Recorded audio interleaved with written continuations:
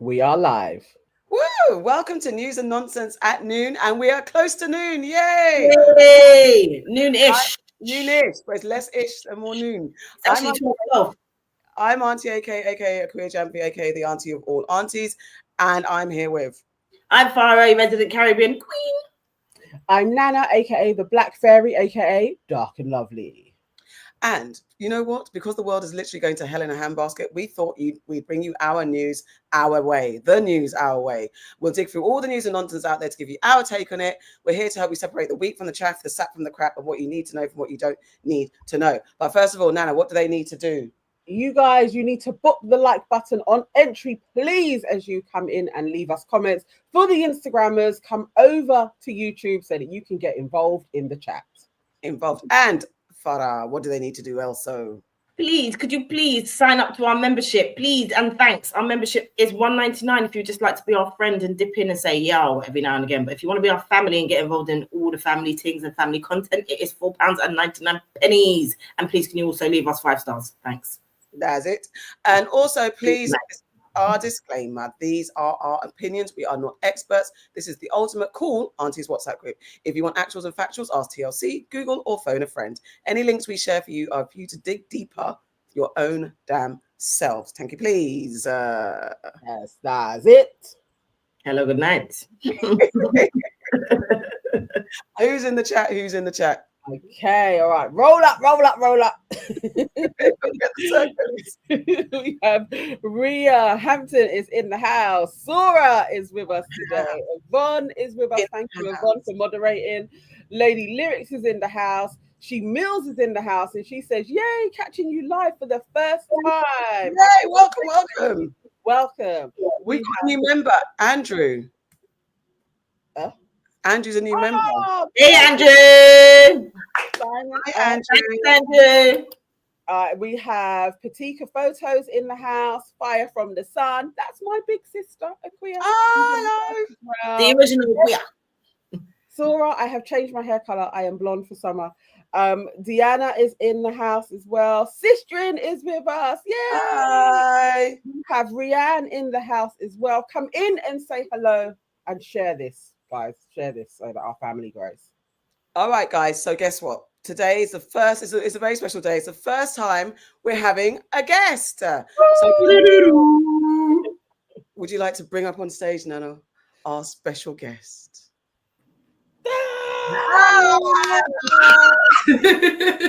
Whoa.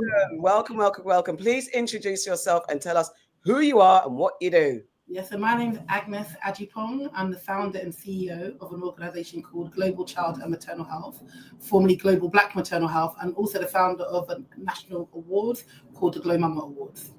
Oh, I didn't know that. Glow Mama. I always see that. Glow Mama. Like I see when people are winning it. I didn't know that was yours, Agnes. Yes, it is. I have to get into that. I didn't have that on the bio. We're going to get into that. So, look, okay, tell our lovely people in chat 3 things that people need to know about you. Oh, 3 things. It's plantain, not plantain. Hold on, wait. Let's go. Let's not start that. Let's not. Let's say it how you say it. As long as you eat it, that's the main thing, right? You know what I mean? For you. I'm a beehive, and I'm a passionate social justice activist. Woo! Oh. Okay. I like that. I don't think we've done 3 things either. We're going to do that. We should do that with our guests. All right. Okay. So look, first off, tell us, please, what is the annual Black Child Clean Air Conference, and why have we never, ever heard of it? Well, I think that there's 2 parts there. So number one, every year we run the Black Child Clean Air Conference, and it's really about making sure that Black communities are centered in the conversations around clean air, environmental justice, and climate justice. Because oftentimes, and let's be real, like I'm born and raised Southeast London. That wasn't environment wasn't something that I kind of grew up thinking about, talking about. In fact, if somebody came to try and give me one of those like leaflets, or because it was not on my radar. But actually becoming a mum catapulted me into that world, and it's for a number of different reasons. So one, my daughter started getting very sick at around 4, and I used to go through this tunnel where there was a lot of idle traffic. And every time I would go to a doctor's, they would say to me, oh, you know, have you eliminated bread? Have you eliminated milk? Like, the onus was always on me about what have I done. And I would say, no, I think it's asthma. I think something is triggering her, like something is going on. And she got admitted into A&E about 3 times. But the last time, her school actually called me and said, you need to come and get your daughter, like, right now. She's literally slumped over in the sports area, and she was in reception. You know, you know, like 5-year-olds, like how they like always jumping around. Yeah. So she was just like kind of like slumped over. I was heavily pregnant at that time. I went to get her, and I was like, okay, she was kind of like a bit tired. I wasn't too sure. So I said, okay, let's go and get McDonald's. You know, she said she didn't want McDonald's. So I already knew, like, okay, this is A&E, like, emergency. So I took her to the doctors, and the doctor said, we can't touch her. So there I am with a big bump, and I'm like, and where I live to get into like the hospital is a journey. Then I have to find parking, then get into the hospital, and the nurses took one look at her, and they were like, oh, mum, just what? The next minute I know there's all doctors all over her. She had such a low oxygen levels. And that's when she was diagnosed with community-acquired pneumonia, which is one of the leading causes of death of children 5 years and under. And so I had to beg the kind of A&E doctors to now message my doctors to say, look, take this mum seriously, because, you know, I kept on going. And at that time, I didn't really know about little Ella. I don't know if you know about. Yeah. So Ella is a little black girl who, at 9 years old, died, and she's the only person in the world to have air pollution listed as her cause of death. Oh yes. She's also from borough, so we're in the same borough. And so you can imagine I'm going through all of this, and at that time I found out my daughter's asthmatic, and so I'm going through all of this, and then I'm finding out in parallel another mum actually lost her child, right? And you know, yes, she's asthmatic, but you have to understand there's triggers. I never knew my daughter was asthmatic at the time, but there's things that trigger that because it's an allergy. So for me as a mum, I was very concerned with what is triggering her. What is it? You know. And so that kind of really catapulted me into kind of the clean air, the toxic air, finding out that Black Londoners are 3 times more likely to breathe illegal levels of air pollution. At the same time, I was doing a lot of work around Black maternal health or maternal health.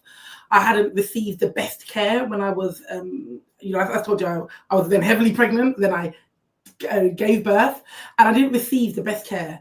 And I don't even want to go into all of that story, but we all know what's going on with Black maternal health in the UK at the moment. And I said, you know, I'm going to do something about this. And I ended up going back and doing some work with that hospital. And in all the meetings that you had then COVID coming in and George Floyd, so a lot of people are now talking about like issues around race and health and maternal health. And I was quite central in a lot of those conversations, parallel with what was going on with my daughter. And I was like, hold on a minute, we're all talking about like Black women more likely to die, but no one's talking about the environmental factors that make us more likely to basically experience these health inequities in the first place. You don't rock up to hospital with cardiovascular heart disease and some of these really big issues that we face in pregnancy. There's usually underlying issues that we don't even know that we have. And obviously pregnancy highlights a lot of these issues. So Black Child Clean Air came about with, it's kind of like the 2 kind of competing worlds. I was in maternal health, and like, well, if this is happening to my daughter, who's 5 at the time, what would happen to somebody who's pregnant with a baby in utero? You know, and so Black Child Clean Air was we did a report. So it didn't actually start as a conference. It started as a report because in our communities, a lot of the times it comes across as anecdotal, like, oh my God, what happened to me? And someone will be like, oh my God, I'm so sorry. And me, when I like to talk, I like to back up what I'm saying. So I came about and I produced a research report called Black Child Clean Air. And it was a first of its kind study that looked at the attitudes, the experience and the behaviours of Black mothers who were either pregnant or had a child 5 years and under around air pollution. What's our knowledge? Do we even know about these things, right? And so from there, that's when I realised, well, there's nothing that we can really do or advocate if we don't even know that a lot of these connecting issues around the Black maternal health disparities and child health inequalities are actually from the environments that we are reproducing in. So, I mean, there's so much. You said so much. That's that's a lot. Because I open up to a lot of things. Yeah, I had no idea. Can you just say quickly what your borough is? Where was it? Lewisham. It was in okay. So Lewisham's got a high pollution, like a high. London in general, like it was when I started now kind of like going in and kind of looking around and finding more information. I was so shocked to see, you know, there and then on the Southwark website, it said something like 76 deaths a year are attributed to air pollution on their government website. Southwark is Peckham, Old Kent Road, you know, Dulwich, and you know already, like when those deaths are happening, do you think people are saying air pollution? They're not. They're like, my village people, I went back home, you know, all of a sudden I'm sick, you know, but it's there in black and white. So it's not, yes, this happened in Lewisham for me, and, you know, again, little Ella, Rosamond's her mum, who's doing lots of tireless work. That's how ULEZ came about, isn't it? Yeah, yes, it did. I would say yes, it did come about, but not solely on the back of that. It's social issues. Explain ULEZ for those who are from America who might not know what ULEZ is. Yeah, so ULEZ is, you know, I don't want to explain it without getting some egg thrown at the screen. It's a controversial, but it's basically if you have a car that is diesel or a car that's older than a certain amount of years, then you need to pay a kind of a levy, a daily rate, to be able to drive that because it has high pollution. So it has high pollution, and it was a very controversial issue at the time. But actually, when you checked it, something like 90% of cars were never going to be impacted by at the time, but it's because of these underlying issues. You know, at the moment we're talking about mortality rates, but what about morbidity rates? Like, we are living in communities that are making us sicker. We're getting migraines, you know, our reproductive health, our children that you know, if you live in areas with high levels of air pollution, your child is something like 3 times more likely to be autistic, for example. Oh, really? If you live in areas with high levels of air pollution, you're twice as likely to experience a stillbirth.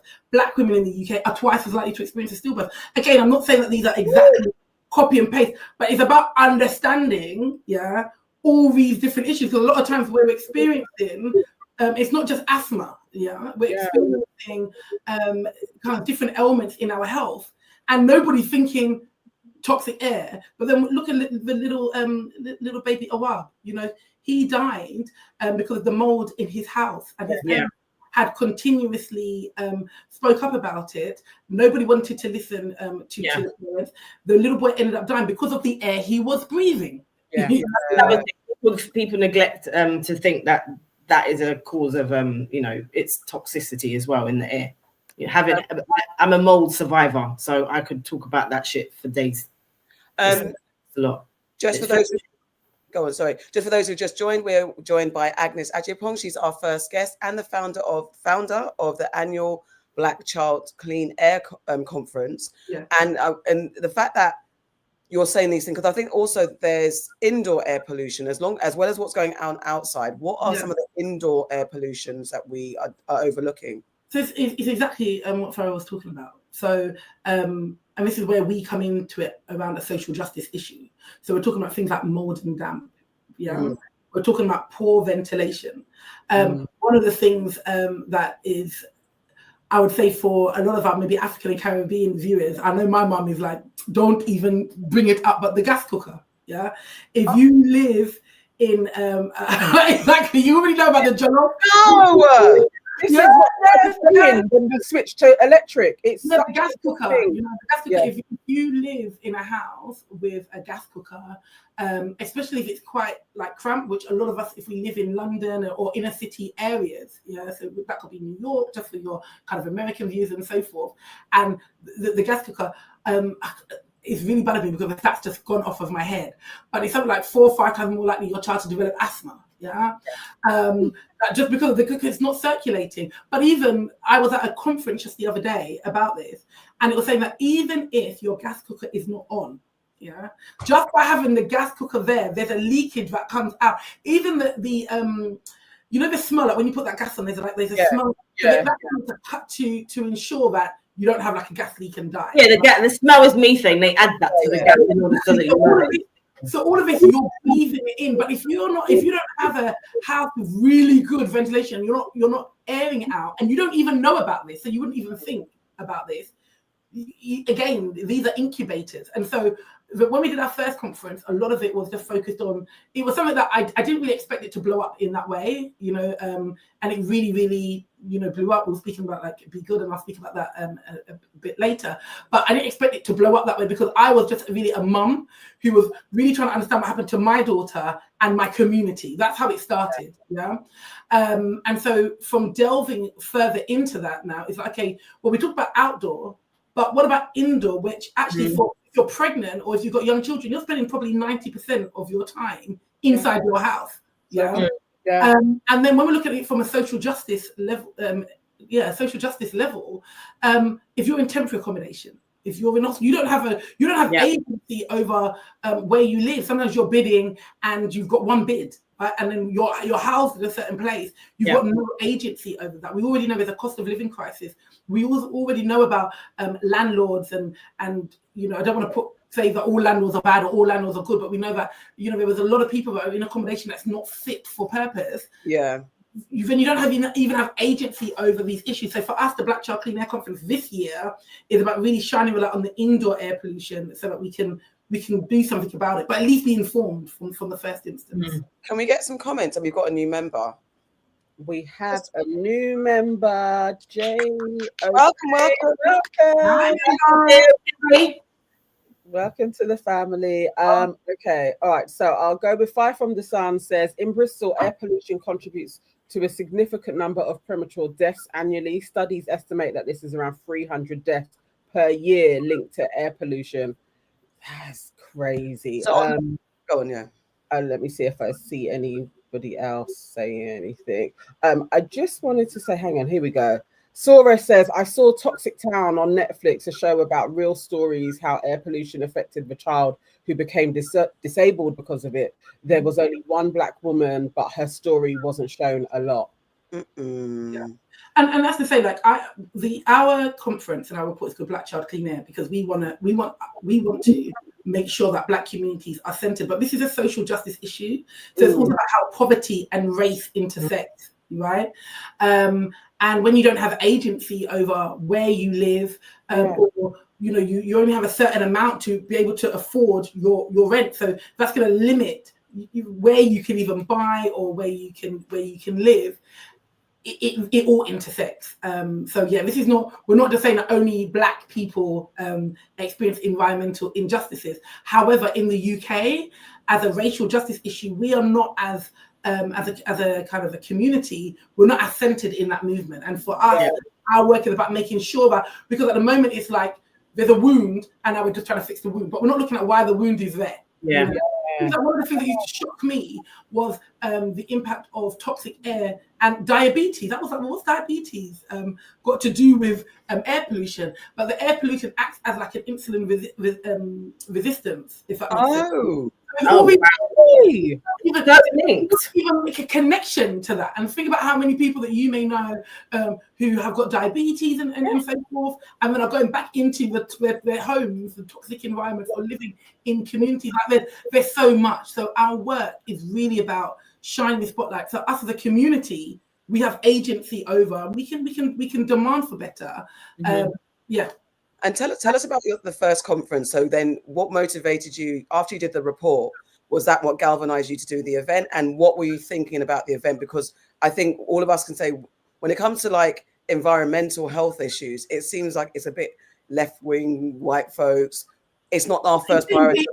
It is. Let's not, you don't need to be palatable for me. Like I myself, I think I'm the most unlikely clean air advocate. Me. Like, you know, when you would see like the other protesters that they would chain themselves. That's power and privilege in itself, because I'm not trying to muck up my my DBS check. Exactly. You guys can twist it around a little bit, so we can say it and we can name it, right? Like it's why, because even the way that protest is done around those issues doesn't take into account that we will not get that same grace when we then try and go for a job interview or so forth. So we just are like, you know what? Let's stay away, right? But for me, I was very from the beginning of me kind of delving down and deciding I was going to do this report.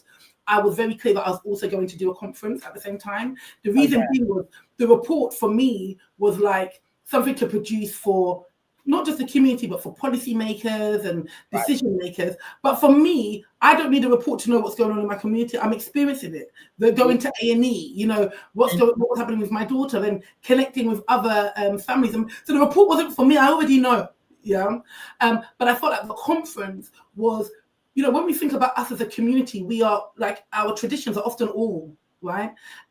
Who's got time to sit around and think about PM2 and, you know, carbon monoxide and just be having debates, you know, on a Friday night? That's not, but when we come together and we congregate, right, and we're able to, you know, have conversations like we're having now and really speak and interrogate these issues, to me, that is the best way to be able to bring this information into the fold. So I was very clear that I'm going to do a report, and the conference is really like, it's like going to church. Do you know what I mean? It's like really bringing us together so that we can have those conversations. And I felt like you couldn't just do one without the other. And I didn't want to be somebody else that's saying, okay, well, you know, as a Black community, we need to do our own reports. But then I'm replicating the same kind of very white, Western hierarchical type of ways that we construct research. Because the research industry is, when we're talking about structural inequalities, the biggest, to me, the proponent of structural inequities is the research sector, because evidence comes from the researchers, and researchers don't look like us, you know, typically, you know, or lead researchers. So it was very important that both of them worked in tandem. Yes, no, that's really important, especially about the research industry, because even if they do look like us, it's who's going to fund your research. Exactly. The whole cycle continues as well. It's like there's pockets where there's money available, and so researchers are going to research that because you need to pay your bills. You need to pay your bills. You need to pay your bills. I wanted to think about new builds. You notice it a lot in new build estates. So before, I used to live in Barking, and they were like doing the whole Barking Riverside area, which was on like Brownlands, and that's a whole different thing altogether.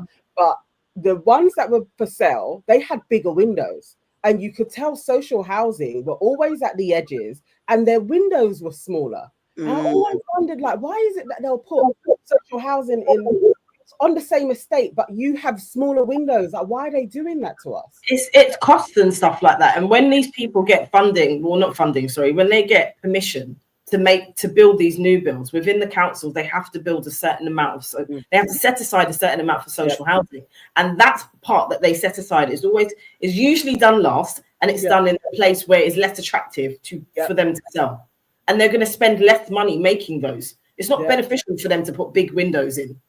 It's going to cost them more. It all goes down, though. That is so interesting. I knew about the gas cooker from when I had my first son. He was premature, and I think it was maybe in hospital or the health visitor. One of them said, you should avoid having a gas cooker with a premature child because they're more susceptible to various different things. And I was like, oh, okay, yeah, we definitely need an electric cooker. But that's not known, like, information. She just happened to tell me this because he was so premature, jaundice, sick, and was like, just to mitigate any other circumstances, you could do this small thing, just buy an electric cooker. I had no idea about that. I had none. I swear by my gas cooker and had no idea.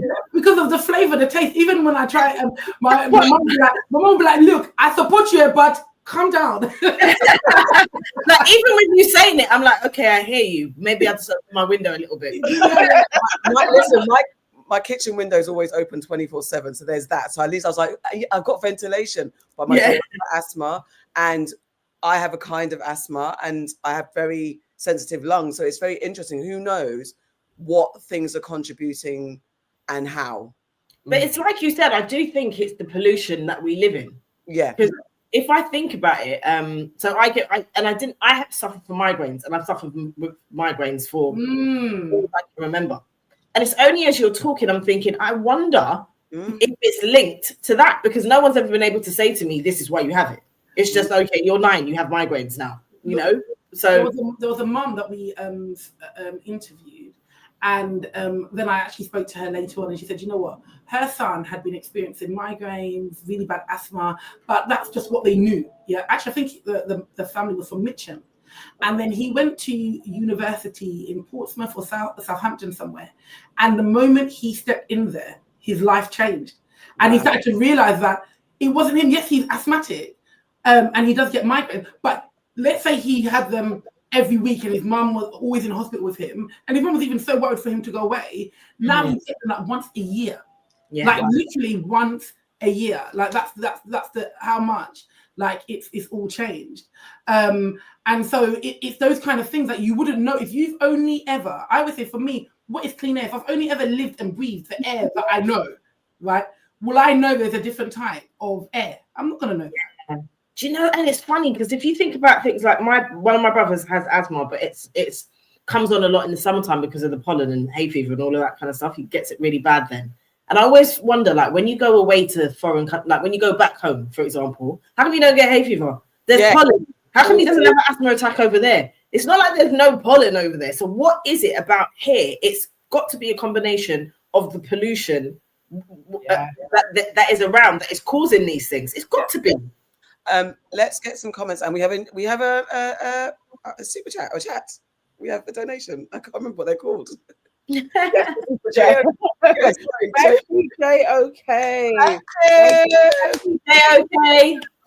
And says for the fantastic channel that you women provide. Thank you so much. Thank you so much. Have we got any more comments? I did see earlier on Will Smith talking about, here we go. I had to get a lawyer last year to help me with my housing association regarding damp and mold. It's only been done this year, but they literally stripped whole rooms. Will Smith, what I will say to you is this, okay? You stay on them, because when they strip the rooms, it doesn't actually get rid of the problem. I was decanted from my house twice. And they went and they stripped and they said they did work and they did all these things and it just came back. They dug up the floors. It just came back. In the end, they had to move me permanently because of the mold. I would find mold in the most random places. I would be able to tell you the different types of mold. That's how well I got to know it. Can I say something as well? See, in the end, you got moved. But what nobody's talking about is you wouldn't even know the long-term health impacts. Oh, I said this to them. You know, in lots of London boroughs, what you find out is there's like a 10, 11-year life expectancy, right? In certain, you know, you could be in the same borough. Like, so for example, I don't know the life expectancy now, but in Lewisham borough, you've got, let's say, Downham to Blackheath. So Blackheath is like where Greenwich Park is. And there used to be like a 10-year life expectancy. And you think, well, hold on a minute, that's like a 10-minute drive in the nighttime. Like, why is there such a big life expectancy, right? Again, when we think about like maternal health, I always say, you know, Black women, our bodies are not broken. If they were broken and we couldn't birth, mankind would have been finished a long time ago. It would have been done. Yeah. So what are the environments that we are living in now that are making us more likely, to experience these maternal health inequalities? It's these kind of things that when you start really interrogating and like what your experience there, you realize that, hold on, there's something being done to me. What about schools where our children spend the majority of their time in their formative years in schools? And then we've spoken about like the housing and housing providers and also hospitals. We don't know anything about the buildings that we go into and where we spend the majority of time. Even workplaces have, I guess, a bit more regulation, but something like a school, and how do we? Well, there is some information. So, for example, there was a report that came out in the last couple of years, and it basically highlighted that in London, the schools with the highest proportion of ethnic minority groups are disproportionately, I can't remember, it's 3 times, 4 times more likely to be in areas with high levels of outdoor air pollution, basically. So even just in terms of where the schools are located and where they're placed, we know that there's an inequity. Don't quote me on the exact but it's disproportionate and it's well known in London. Indoors, you're right. There's not been not studies that I'm aware of, but again, we have to think about things like I don't want to say mold and damp, because I don't want to believe that London schools are going around with like high levels of mold and damp and so forth. But I suppose it's more to do with proximity in terms of like the space of the schools. Is there space? Are our children in cramped buildings, cramped schools, and so forth? But I think these are questions that we should be asking, because from the moment you start thinking, And this is the reason why it's so important with the work that we do around Black Child Clean Air, is because we're not sitting here and saying, okay, these are all the solutions, right? I'm not a scientist, but at least to start having these conversations to be like, hold on a minute. Like, I don't even, so what, now you're saying, like, what about what's going on in the schools? Exactly. What's happening here? What about the youth club? Like, you can't unsee it now. It's like you've been given the red. Literally is what I'm just thinking, because the boys' school is old. It's an old building. It's in Victoria. It's cramped. They've fit in more classes to fit more kids in. So it's one of those old school buildings where I'm like, that's really cool and nice because they're very strict. But actually thinking of it a different way, that is a really built up area, and they're in a cramped environment and they're there for 7 hours. So that could definitely change if I'd known all of this, where I'm going to place my kids in a school. Yeah. Just to think about grounds. And there's other schools that have bigger grounds and bigger classrooms. I weren't thinking of all of that shit. I'm thinking we wouldn't know, because we wouldn't know. And this is where I say that we as a community need to be inserted into, not even inserted, we're not asking for permission. I've never asked a single person who's like, I'm running around with my where's my report here? This is the first one that we did. You will listen to us, yeah, because it's our children, right? Yeah. And who's, I don't want to say who's benefiting, but when we have this perception that the environmental justice issues are not about us, right? Then all of a sudden we can't see that actually it's actually about us. Yeah. Because we are at the tail end of these issues. A lot of the times when we talk about climate justice, and I'm also in conversations around climate justice, and I do say in some of the spaces I'm in that if you've got a mum, yeah, for example, who's fighting for her child to breathe in her home, why would she care about what's going to happen to the world in 100 years when her world right now inside her home, yeah, and the air that she's breathing is impacting? That's already a social justice issue there to even be able to think about the long term of your children and your great grandchildren. When Farrah, like how you were saying, you now know the different parts of the mold. You know, you're thinking you're thinking of the very real issues that are impacting your life expectancy and your quality of life now. You know. Yeah. You know, this is why I'm so grateful for you guys for inviting me onto the show and having me here to be able to speak about this issue so that we can really start interrogating it a lot more. All right, so I mean, welcome. We're really glad that you came on, because, like I said, it's something that I had no clue, never even heard about. You're enlightening us to so many questions that people can go forth and ask. So this is the second conference. What was it like putting on the first one? I mean, you spoke about it a bit, and I guess what were some of the outcomes that, from lessons learned to feedback, that are going to be input into the second conference? Yeah, so I think for the first conference, it was one of those ones where, because it hadn't been done, I didn't have any expectations, right? But I think it's the Ghanaian background in me. I can't come last in class. Like, don't dismiss yourself, because I've been going to, like, you know, everywhere. This conference is going to be the best. It's going to be insightful. Now I'm like, oh, you've really spoken up. Like, you really dismissed yourself.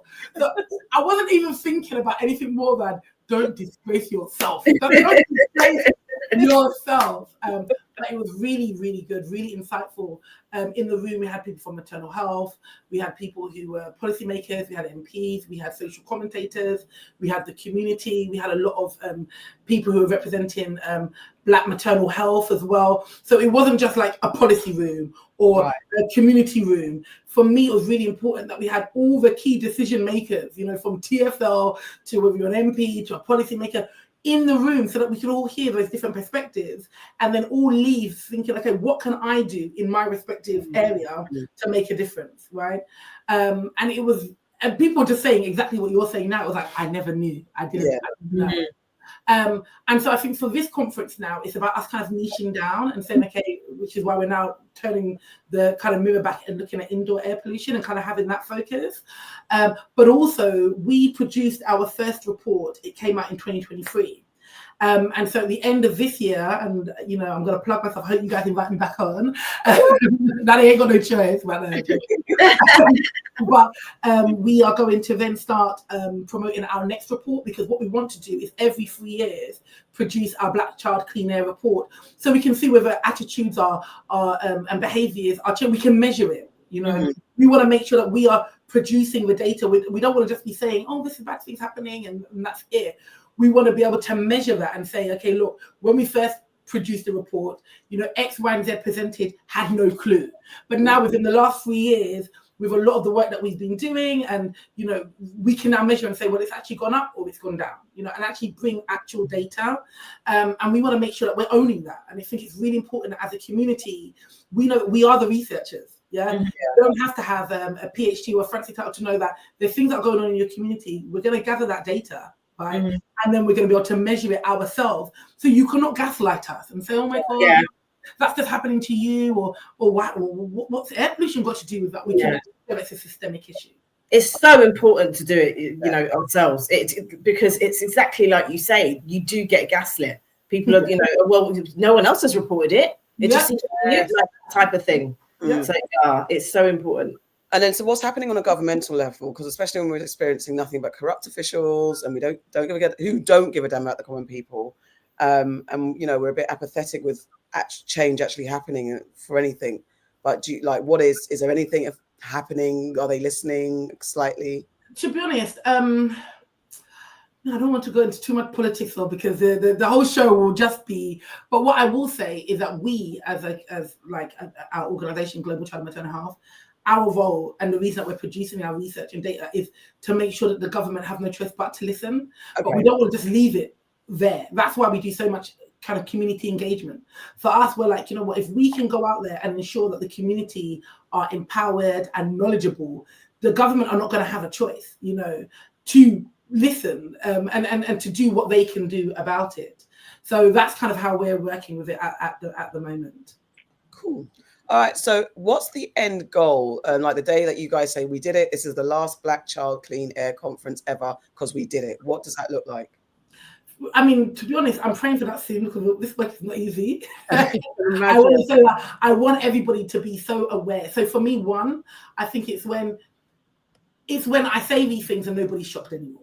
You know, I've come into the podcast now, and you're like, I didn't know, and you know, you guys are social commentators. If you three sitting here right now are like, well, we knew a little bit like this and we knew a little bit like that, but we didn't know about it in that kind of holistic way, then you can imagine like the kind of general population, right? How much we've got to go. So when it becomes one of those ones where it's like, well, yeah, Agnes, like, you're like, come on, we know. We know, and that's why we're doing X, Y, and Z. There'll be no reason for us to be able to exist. And you know, my prayer is that, you know, within the next 5 years we don't exist. You know, we're able to move on to do other things, because what people really don't see is, you know, I have to sit there and live with some of those stories. When people like identify, okay, so Global Child and Maternal Health and Agnes, like you get me. Some of the stories that I hear about, some of the things, it stays with me. You know, I'm like, oh my God, people are living like this, and oh my goodness, that happened to that child. And you know, oftentimes I don't have any. Where do I take that information? So when people have the kind of agency, the awareness, they don't no longer need us to be in tandem and speaking out. I will retire. I'll be I'll be somewhere with my cocktail. We appreciate it. Tell us. Sorry, I've got a question because you mentioned it slightly. All of these amazing things that you do have led to a very unusual but amazing thing that's happened to you in the last couple of days. Could you tell us about it, please, as I fix my what you would never ask. So well, in 2023, on the Renaissance tour, Beyonce, Knowles Carter, for those who don't know the full name, she honoured 10 organisations in the UK, in Europe, with a Be Good grant. So Be Good is her foundation. And just to basically acknowledge and shine a spotlight on the work that they do. And we were one of the 10 organisations. And I was so happy because we were just invited for dinner. So I was just like, the fact that you've invited me to eat, I've never been so early to somewhere in my life. And then to be able to get a grant, it wasn't even about the money. It was just to be known that I'm seen by Beyonce, and that whole kind of community was just amazing. And then fast forward to it was Wednesday. I'm minding my own business. I get a call from New York, and I'm like, who's calling me? And it was a representative from the Be Good Foundation to be like, God, have you got your cowboy boots? And 3 of your friends, I took my team. We want to see you tomorrow at the opening show of the Cowboy Carter tour. So, like, I'm still gushing about it. That's amazing. It's amazing. You deserve it. So It's, that's very good.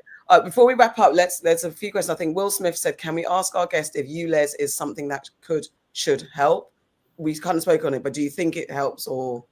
I think there's not a one size fits all in terms of helping, but I think that everything contributes. So today we've been talking about indoor air pollution, for example. So ULEZ and indoor air pollution, not so much, but in terms of outdoor, definitely, we don't want cars that are 20 years old, all those kind of toxic fumes or diesel cars. They're more likely to make us sicker, because usually it's our communities that they're going through and they're idling. And unfortunately, you have to sometimes get people in their pocket, because you could say people know that this particular car isn't necessarily healthy, but then if they know that they've got to pay like £15 or whatever it is a day just to drive, people are going to think that's the type of car that they have, and they're going to probably change the old banger for something more environmentally friendly. Exactly. And it's the urban areas that, like, when you think about these cars or the big trucks and so forth, they usually are going through town, and then you've got to think who's living in those big towns. When they're on the motorway and they're just kind of going through by themselves, there's not people around, right? So sometimes it does feel like a necessary, like it feels like an evil and what's actually happening. But then when you understand like really what's happening, you kind of have a different lens. But to add to that, because I did forget to say, our conference is this Thursday, by the way. I was going to come back to tell you. Okay. Don't worry, we'll get into that. Ronnie D, he said he joined late. He's in America. Are asbestos and lead in paint and water pipes an issue in the UK? And there's a few people I was going to say about asbestos in schools. I always remember. Asbestos was the big thing. Yeah. And it's funny, sorry, because when Nana was mentioning that her sons go to an old school, like I know that in a lot of old buildings, asbestos is still a problem. And what they did was they just in order to just do any kind of work, you have to test the area that you're going to do to see if it has asbestos. Sometimes they don't always remove it. Sometimes they just put a sticker on it to say that there's asbestos here. So it is still a problem. And asbestos also was the cause of a lot of cancer in people, like in, a lot of nurses found that they had asbestos because they were in buildings that had asbestos poisoning, should I say, and asbestos-related cancer because of what they went through. Refuse men as well had a lot of that, so it is a big problem in the UK as well. Yeah. Farrah, the way you don't realize that you're an air pollution expert, I actually want you to speak at our conference because literally, I'm not like hair. After this Thursday, guys, I just want to announce I was one of our new speakers. For Thursday, you think I'm joking? Because the things that you're saying, literally, this is it. And a lot of us, when we think about air pollution or indoor air pollution, I bet you didn't know, Farrah, you was an indoor air pollution expert. No. Experience with mold. The experience that she went through was like an actual case study of like people that you were spoken to, what she went through, and having a child and being a working mother, and all the things that can impede us trying to deal with things on a day-to-day basis. I got sinusitis. I had sinusitis from having mold in my house. Yeah, it was a big thing. It's horrible. No, tell us exactly when the conference is and what can we how do people where is it? How can we get involved? So basically, our conference is in the Houses of Parliament. On Thursday, it's on this Thursday, so Thursday the 12th, 5:45, doors open, or registrations. You can register if you go onto our website, which is www.globalcmh.org. You'll be able to find a link to be able to register, or even if you go into Eventbrite and just put Black Child Clean Air Conference, the ticket should come up. And it's really important to us. We have a lot of people in the room, representatives from the mayor's office, from NHS, from midwifery, the community. But for me, I do this because it's about the community being able to have their voice. So as many of you as possible would love to see you there. Thank you very, very much. Agnes, you've been amazing. That has been Agnes Agyepong, and really talking about the Black Child Clean Air Conference taking place this Thursday. Get your tickets and we'll just spread the word. If you can't get down there, spread the word. Yes. you know, when you're doing your report later. Oh gosh, we got a super. Thank you, Rianne. Sorry. No, that's all right. You can do it. There we go. Yeah. Yay! Thank you. Thank you. Go on, read it. Okay, for the incredible content you produce and the thorough vetting of your wonderful guests, it's refreshing. Truly the pod I look forward to most. Thank you so much. That's wonderful. We'll have to split it with Agnes because, you know, you also brought I'm going to speak, so please, that's a contribution. Speaking fee. That's it. I actually want to come. I think it's my birthday on the 12th. I will be 45, but I'm really taking I think it would be a good place for me to spend my birthday. Oh my God, please. And I would love for you to. I like that. No, and I think also like what you said about having a premature child, because that's at the crux of what it is that we do when we talk about maternal health and child health, right? Now, you were told that if you have a gas cooker, how many women do you think have not been told that? Never been told. You know, and so so basically, please. And Miss Kay said, this is such an enlightening conversation. Agnes, thank you for highlighting this issue. So many light bulbs going off in my head as a result. And that's all it is. That's all we ask for, literally, like to be enlightened, to be informed. And it's that empowerment we need to know. And we have to do for ourselves because they don't care. Yeah, and I love that your report makes it harder for them to ignore. Yes. And for us to know, because I was then thinking, okay, my next steps from having this information is to find out what I can do in my house now. Mm-hmm. What things can I start implementing now? How can I have clean air at the very least running through my home, which I never want to leave usually. I'm at home a lot. So it's like, okay, what do I do now to make my environment? Coming to the conference, we're going to talk about some of that because we did a little study where we had some monitors with Imperial College, and we actually talk about that. But I don't want to take up, you know, because I can't wait to get to nitty gritty. But there are things that people can do, and just even little things, even like incense, even like burning candles, right? Oh my God! And it's really, really bad. I know one of my team, she loves candles. Like she even brought me. You can see I've got some candles behind here, and she was doing the study and she was burning her candles and also even doing her hair. And when she looked at the data later on, spikes during this time. Now, again, we're not saying don't use candles or so forth, but wouldn't you rather know? Another thing, there's a study that's happening at the moment, and it's actually the children's bedrooms, right? So what ends up happening is, let's say you put your children to bed at 7 o'clock, 8 o'clock, or whatever time, they're the first ones to go to bed. So the house hasn't been able to ventilate from dinner. And so a lot of the air from when you've been cooking gets stuck. It's the children's bedroom is usually the last bedroom for the air to even come out. So it's things like that. But we're going to be discussing. It's so deep because I don't even like keeping my windows open. I hate it. Like I hate it because of bugs. Like I'm always get the spiders coming in. I'm so anti-bug, so I try not to do it, but I'm gonna get better at doing it now. Well, maybe you can have a bug screen, like you know, because we're with you, Farrah. Yeah, like let's say we don't want to solve one problem. And then they think it's a welcome. Come on in. Bug infestation. Now we have to do a black child bug infestation. Oh, brilliant. And my sister's saying she'll come with me as well. Oh, thank you. Yeah, Will Smith says I'm getting rid of my gas cooker. That's top of the list from now. Hey, my God. I told you. I don't know about that one. Now, you know what? I'm not even gonna lie. Look, I'm talking, and I'm not gonna be a hypocrite. I do still have my gas cooker, right? I do. But knowledge is power, though. It's like you said. If you know knowledge is power, it doesn't mean I'm not going to get rid of it. It doesn't mean I'm not going to get. I just need to find how to make certain dishes on the electric cooker in the same way, you know. And I think that could be a show. That could be a cooking show, you know. It could be a cooking show. I did a talk the other day, and there was a Jamaican lady, and she said, "Can you imagine telling a Jamaican man to what's it called? You know when you do the jerk? To jerk on it. You do the jerk on an electric cooker, you know."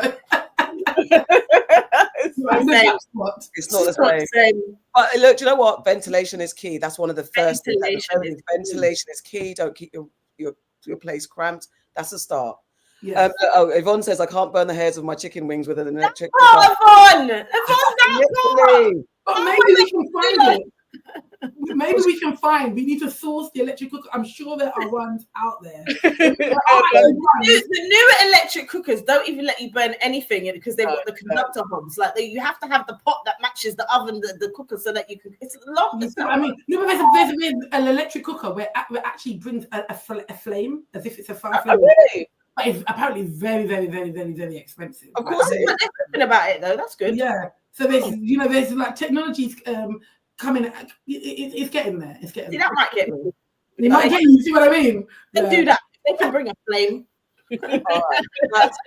Speaking of flames that are going out, that be put out, the most famous bromance is coming to an end. Trump and Musk have collapsed in a public feud over power and policy. The once powerful partnership. By the way, let's reintroduce ourselves. This is News and Nonsense. I'm Auntie AK, and I'm here with.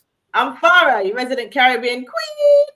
I'm Nana, aka the Black Fairy, aka Dark and Lovely. And we are joined by the wonderful Agnes Agyepong.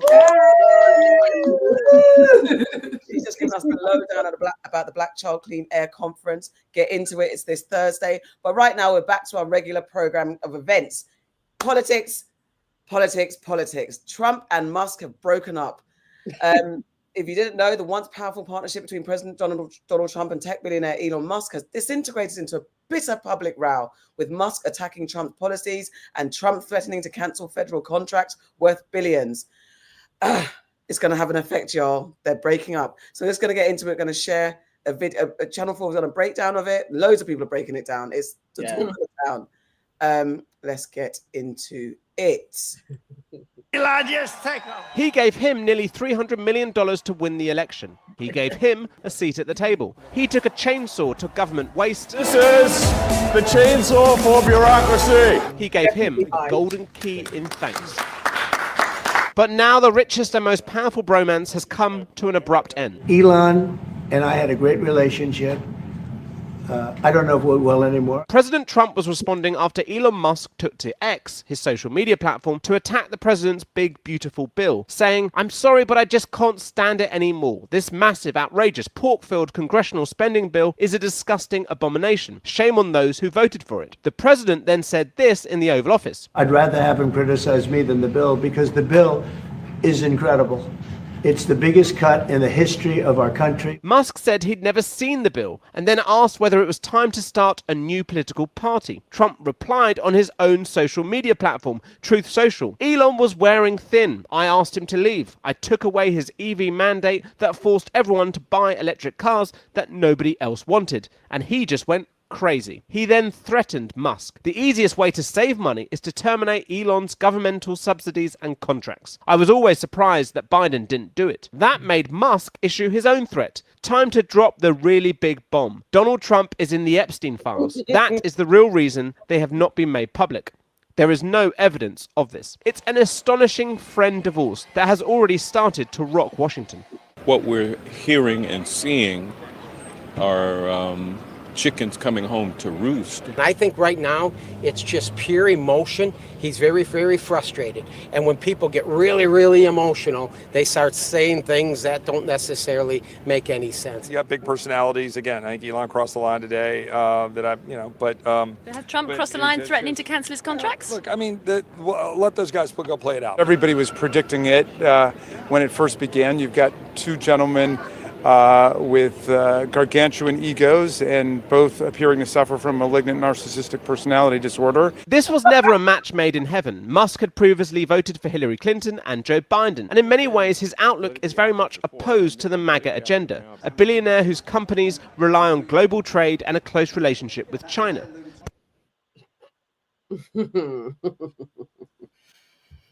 Oh, trumpet. You are on mute. Sorry, I thought I changed my page. My bad. Sorry. Oh no! Talk amongst yourselves. He said the girls are fighting. They girls are fighting. The thing is, I think we all knew this would happen, but not so quick. Yes. Yeah. I think if they that means what, there's another 4 years of this. Well, this is the thing about Trump's whole presidency so far. The line is, we knew this would happen, but not so quick. Especially When did he come in? It was January. June. It's not been 6 months. Not even because they didn't. I thought we all knew they were going to break up. I thought they were going to last at least 2 years. I thought halfway through Trump's term they would fall out over something, but I didn't think it would be this soon, and I didn't think it would escalate. Right. Once Trump but once Elon was, everybody said he was sacked, but once that step down happened and he got the keys, I thought Elon was then going to be really quiet to rebuild Tesla and was just gonna, go about his business. I didn't think it would be, what is it, like 8 days later, you're beefing. But it's not real. It's all this smoke and mirrors and all these, because even what's his name, Amazon guy, what's his name? Sorry, Yeah, like even he, like when it started to be the tariffs and stuff, and it's like, oh, okay, you're not my brethren. You lot all thought you could buy your way in and have a party up in the White House, and then Trump is just on his own mission as well. Then you guys aren't friends. You're just throwing your money about, thinking you buy your way around, and this kind of House of Cards TV version of politics isn't real. I mean, and Trump is a reality star, and they play like. And they should have known this, because Trump is always out for himself. He has no allegiances. Remember, Trump wasn't always a Republican as well. He doesn't actually care. He is who's got the biggest checkbook. How is that going to affect him? Like, let's think about this. Tesla has lost since the beginning of the year 380 million. Right? That's the loss that Tesla made this year. Trump was outside the White House with a Tesla car, telling people, come and buy it. Yeah. As soon as he realizes, hold on, maybe this ship is sinking, he's moved on. He doesn't care. Who's got the next checkbook? Where can I make more money from now? He doesn't care. He's not a real president. It's just no. He bought it. I thought it was great when Elon actually did say, like, he wouldn't have won without me. Like, that was great. Because we've all been saying that. Thank you for at least telling one truth. But then saying like he's in the Epstein files, I was like, but we all know this, but you're so petty to even bring that back around again. And it's like, big bomb gonna drop. It means for democracy. If Elon Musk can say that you wouldn't have won without me, which obviously everybody knew that, what does that actually say about the democracy within America, and also then within the UK? What does that mean? Yeah. Honestly. It also makes me think that I don't know if Trump's going to do 4 years. I feel like, and I said this before, I feel like something is going to happen, because there's too much radical change in such a short period of time. And at some stage, the Republicans are going to have to look at him and be like, is this actually the way we want to go?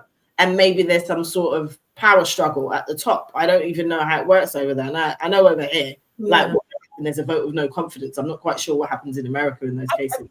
They were saying, there was speculation that maybe if this escalated, then Elon would start saying, you should impeach Trump, and start providing evidence for this, and then backing people financially for it to ensue. So then if that was swirling around, that seemed to be the escalation where Trump was like, well, we could take away the deals that you have. Even the fact that you have all of these billions going into Elon's businesses, and he was then the head of Doge, in itself is full-on corruption. If this was a country, you would literally be tearing the arsehole off of the person that had. This is it.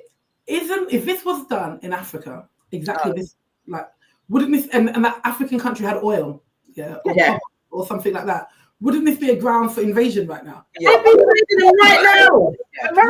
We would have invaded them yesterday. It wouldn't even have got to that part, and it would have been all this dictatorship, this corruption, blah, blah, I mean, look what they were saying about Burkina Faso the other day. Exactly. They were saying that Traoré, he's corrupt, he's using the resources to fund his own military to keep him safe. Duh, because you lot are trying to kill him. Because you can't help his country. The West is the epitome of people in glass houses. Everything they do, no one else is allowed to do. Anyone of color, if they do it, then they're the worst. They need to be bombed, killed, and whatever, taken out of power. They can do whatever they want, showing their asses. It will be interesting what happens next. I don't know if they're going to let him ride the 4 years and then he's just absolutely not going to come back, or he's definitely, I don't think it's going to be as easy for him to do this kind of, I'm going to just stay in the seat. He's been too cocky and people are not happy with him. So it is also quite interesting that it's died down on Elon's side. So he did the whole poll of America needs a new party to come along. and it was 80% of people said yes, they do. It was millions that voted in this. I think it was like 4.5 million in the end that voted on his poll on X. And then he's named it the American Party. And it seems to be up there, like this is something, but he isn't trolling Trump anymore. I feel like somebody was like, you can't. It actually like made me think, actually, is Trump quite powerful? Because Elon shut up. Like he trolled 3 days and stopped talking. Like that's I don't think if Trump's powerful or if the machine behind Trump is powerful. Yeah, that's what I think that it is. Trump's the puppet right now, isn't it? Like, you know, he's a pay puppet, but there's a bigger machine behind him. Yeah, because it's also, you've got to, Elon really does have to remember you're a South African, right? So there's only so much. It's your money that had you at the front. It's not supporting him. That's what all the memes are saying. You could get deported anytime, Billy. And you're African. You're African. Just don't overrate that visa. That's what I'm saying. So your money only goes as far as people are going to be engaged in. Like you are South African. That's when it's going to come into play.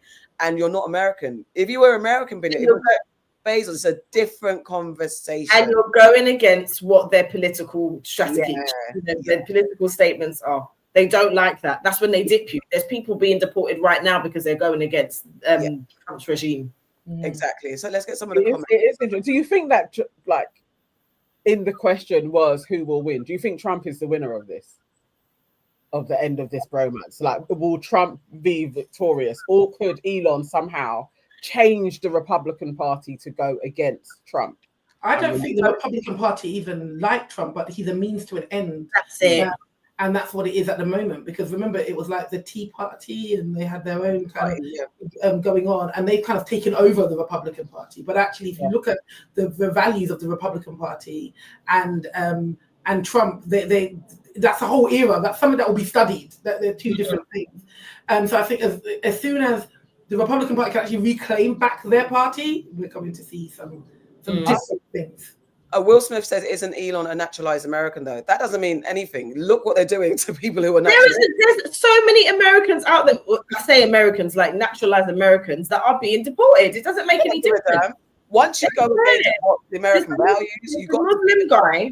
There's a Muslim guy who is an American on paper. He's married to an American woman. He has his citizenship. He protested against the Americans' pro-Israel fucking regime, and he's being deported. It doesn't matter. There's a guy sitting in El Salvador as we speak. It doesn't matter. Loads. That's a minor. It's money talks until it doesn't. And if you're going to go against the constitution of what is America, it's the same. They will turn on you. Yeah. So, and Ronald's in America, and he says Trump actually does run the Republican Party. That's right. I think that is what it's looking like, honestly. When you see all of the different factions, I was just really like, I was interested in speculating on this, like, just like, oh my God, Elon's turned really quick and he seems to be going. And it was Elon when he goes in, like, remember when he was trolling the UK, like, endlessly? It was reposting shit that doesn't even occur here. And that went on for weeks. And I'm like, you shut up in 3 days. Like, he's known through his autism, as some people say, allegedly, that he fixates on something and it doesn't end until something else happens. He fixated on Trump for 3 days. Nah, they told him to stop. They were like, not. And I was like, that's quite a huge mark when the so-called richest man in the world at this moment is Elon Musk, so they say, stops talking about you. It's like, okay, so something's happening. That's what I think. He really does have fractions of power, which I hoped he didn't. I think that he's probably got power. It's not that I don't think he has, but he's just not the most powerful man. We don't know those people. There's someone on top of him. There's always the visible, and then there's the real people. Why are you going to send forth the orange buffoon, though? I hate that they keep on sending clowns to the top, like Boris. I hate that they put clown-like people for folks to look up to. Like, it's like the dance. It pisses me off. No, I don't mind a slick talker like Obama. I do mind them, but I prefer a slick talker than a buffoon. No, because that they know that the buffoonery works, and they know that that buffoon appeals to the. I'm not even going to disparage the working class or those the uneducated, and because it's not essentially the way that the society is, it's not always their fault that they're working class or they're uneducated. You get what I'm saying? They don't have access to all the information in the same way. So that's who they're appealing to. Because he looks like an everyman.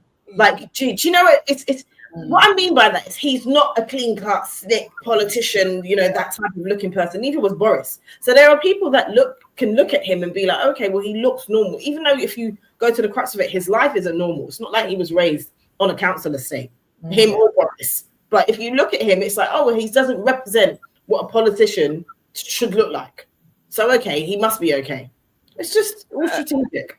Some of the comments, Joe says, Musk started the public beef, though. Trump actually took a while to fire back. Ronald says Trump controls billions of dollars of Musk's government contracts. Also, Tesla gets government subsidies. This is just going to be a petty bitch fight between them, and the fallout will be the fallout. When Musk's millions start going to less millions and more thousands, it's not going to go that far. But yeah, that's when he'll start worrying. He'll just quiet and carry on and make his money elsewhere. You'll just move to another country and do shit there. So then, all the countries. Exactly. On the back, Trump has announced a new travel ban targeting 19 countries. He signed a new proclamation, and people are saying this is like an announcement to kind of distract what's going on with him and Elon. Has signed a new proclamation restricting travel to the US from 19 countries, citing national security concerns. The order includes full bans for 12 nations and partial bans for 7 others. Let's get a little bit of that story going. Is that the list that contains Sudan? Yeah, that's what he was talking about earlier on. We start this out in Los Angeles. President Trump has ordered 2,000 National Guards into the city to counter escalating protests. Wrong story. My bad. I'm not on form today. What's going on? Sorry. The countries that terror attack in Boulder, Colorado, has underscored the extreme dangers posed to our country by the entry of foreign nationals who are not properly vetted, as well as those who come here as temporary visitors and overstay their visas. We don't want them. In the 21st century, we've seen one terror attack after another carried out by foreign visa overstayers from dangerous places all over the world. And thanks to Biden's open door policies, today there are millions and millions of these illegals who should not be in our country. In my first term, my powerful travel restrictions were one of our most successful policies, and they were a key part of preventing major foreign terror attacks on American soil. We will not let what happened in Europe happen to America. That's why on my first day back in office, I directed the Secretary of State to perform a security review of high-risk regions and make recommendations for where restrictions should be imposed. Among the national security threats their analysis considered are the large-scale presence of terrorists, failure to cooperate on visa security, inability to verify travelers' identities, inadequate record keeping of criminal histories, and persistently high rates of illegal visa overstays, and other things.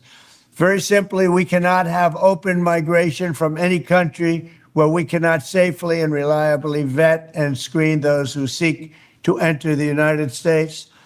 That is why today I am signing a new executive order placing travel restrictions on countries including Yemen, Somalia, Haiti, Libya, and numerous others. The strength of the restrictions we're applying depends on the severity of the threat posed.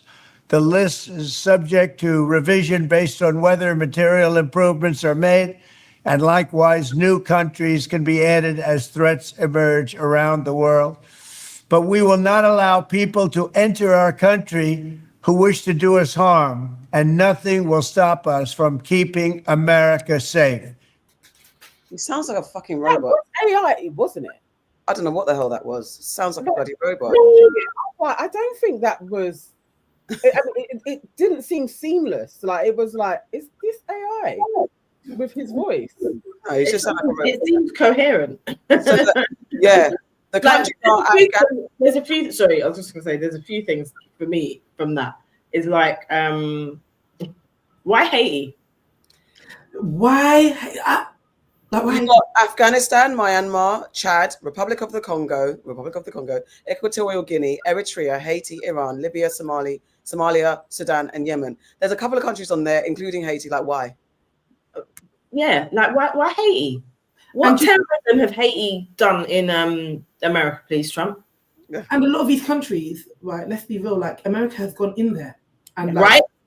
So, like, even when I'm thinking Libya, like, how can you go into Libya and say that you're bringing in democracy only for them now to be banned? And I think another thing that people are not really interrogated is the fact that if you now go, you will have to get a visa to now go to America. So, like, I was going to go to Cuba last year for a work trip, but it got cancelled.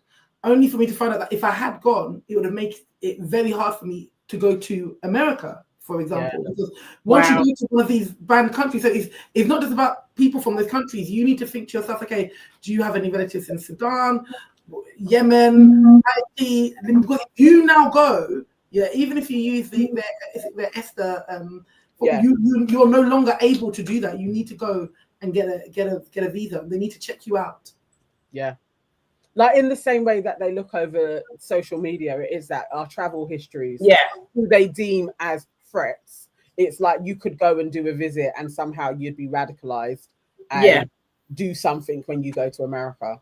Like, it is actually crazy, but I guess when you're running an empire, that's what you do, isn't it? It's like then everything has to be kept outside of, so that your empire can maintain itself, and that's what he's doing. The fact that he's being like, you can't invade American soil when you have invaded soil that isn't even your own.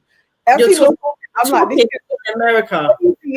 Ever to be like, you guys are invaders, and you're now going to be like, we need to keep our land sovereign. You're talking about the land. Thank you, Nana. You're talking from a place where you've colonized. Yeah. What the fuck are you talking? It's not yours. No. Didn't someone come into the White House the other day and show you your grandmother's German birth certificate? Didn't that happen like a couple of days ago, Trump? But I think it links to what you said then, because if we're saying that, like, okay, well, like, no, the vetting is going to go up now, and that's normal, that's what happens, then what's Haiti done? So imagine now, like, people, you've gone to Haiti now, you want to go, you're not an American citizen, maybe you're from the Caribbean or so forth, but you've been going back and forth, so you can't visit your grandma now. Like, what has Haiti done? We have to start thinking, what are some America? That's so it's like it was bases, and the same as Togo as well has done a similar thing, like what the French-speaking countries have done, like Niger and Burkina Faso. It's that same, you're denouncing the colonizer. You literally are like, no, enough is enough. You can't have, in effect, military rule. You can't do that here now. Haiti is standing on that at this moment. Like, we want to be able to sort our own country out, and so America are now trying to do more sanctions on them. Like, okay, so it's that thing that they've always done. If you want to try and go it alone and we can't meddle in your waters, we'll make it. Now we're going to ban you. Okay. Now we're going to do mass deportation in Florida. It's like that. So it's all of that, which is why some governments will then comply, because you look at the long-term effects of our freedoms as opposed to working with our oppressors. But the tide is changing. So the more countries that are like, no, we're not going to do it. It's this, like the rulers and the masses. The masses are more. So at some point, new kind of world order, because now we're in a kind of geopolitical kind of reshaping at the moment. I wonder what that means for, like, Russia and for other different countries. Like, they're going to be looking at the ones that are on the list. And that's what they say about the BRIC nations. That's Brazil, Russia, India, and Cuba. No, I've got it wrong. China, sorry, that's it. So those are the BRIC nations that now they're becoming the more powerful financially and politically and more influential. And that's always been a thing. Sorry, Nee Odote Evans, can you get out the chat? We're talking very seriously. What's he saying? He's saying, I came to derail the chat. My wife is a buffting. Come in the chat, say more. Say more. She is though. She is, yeah.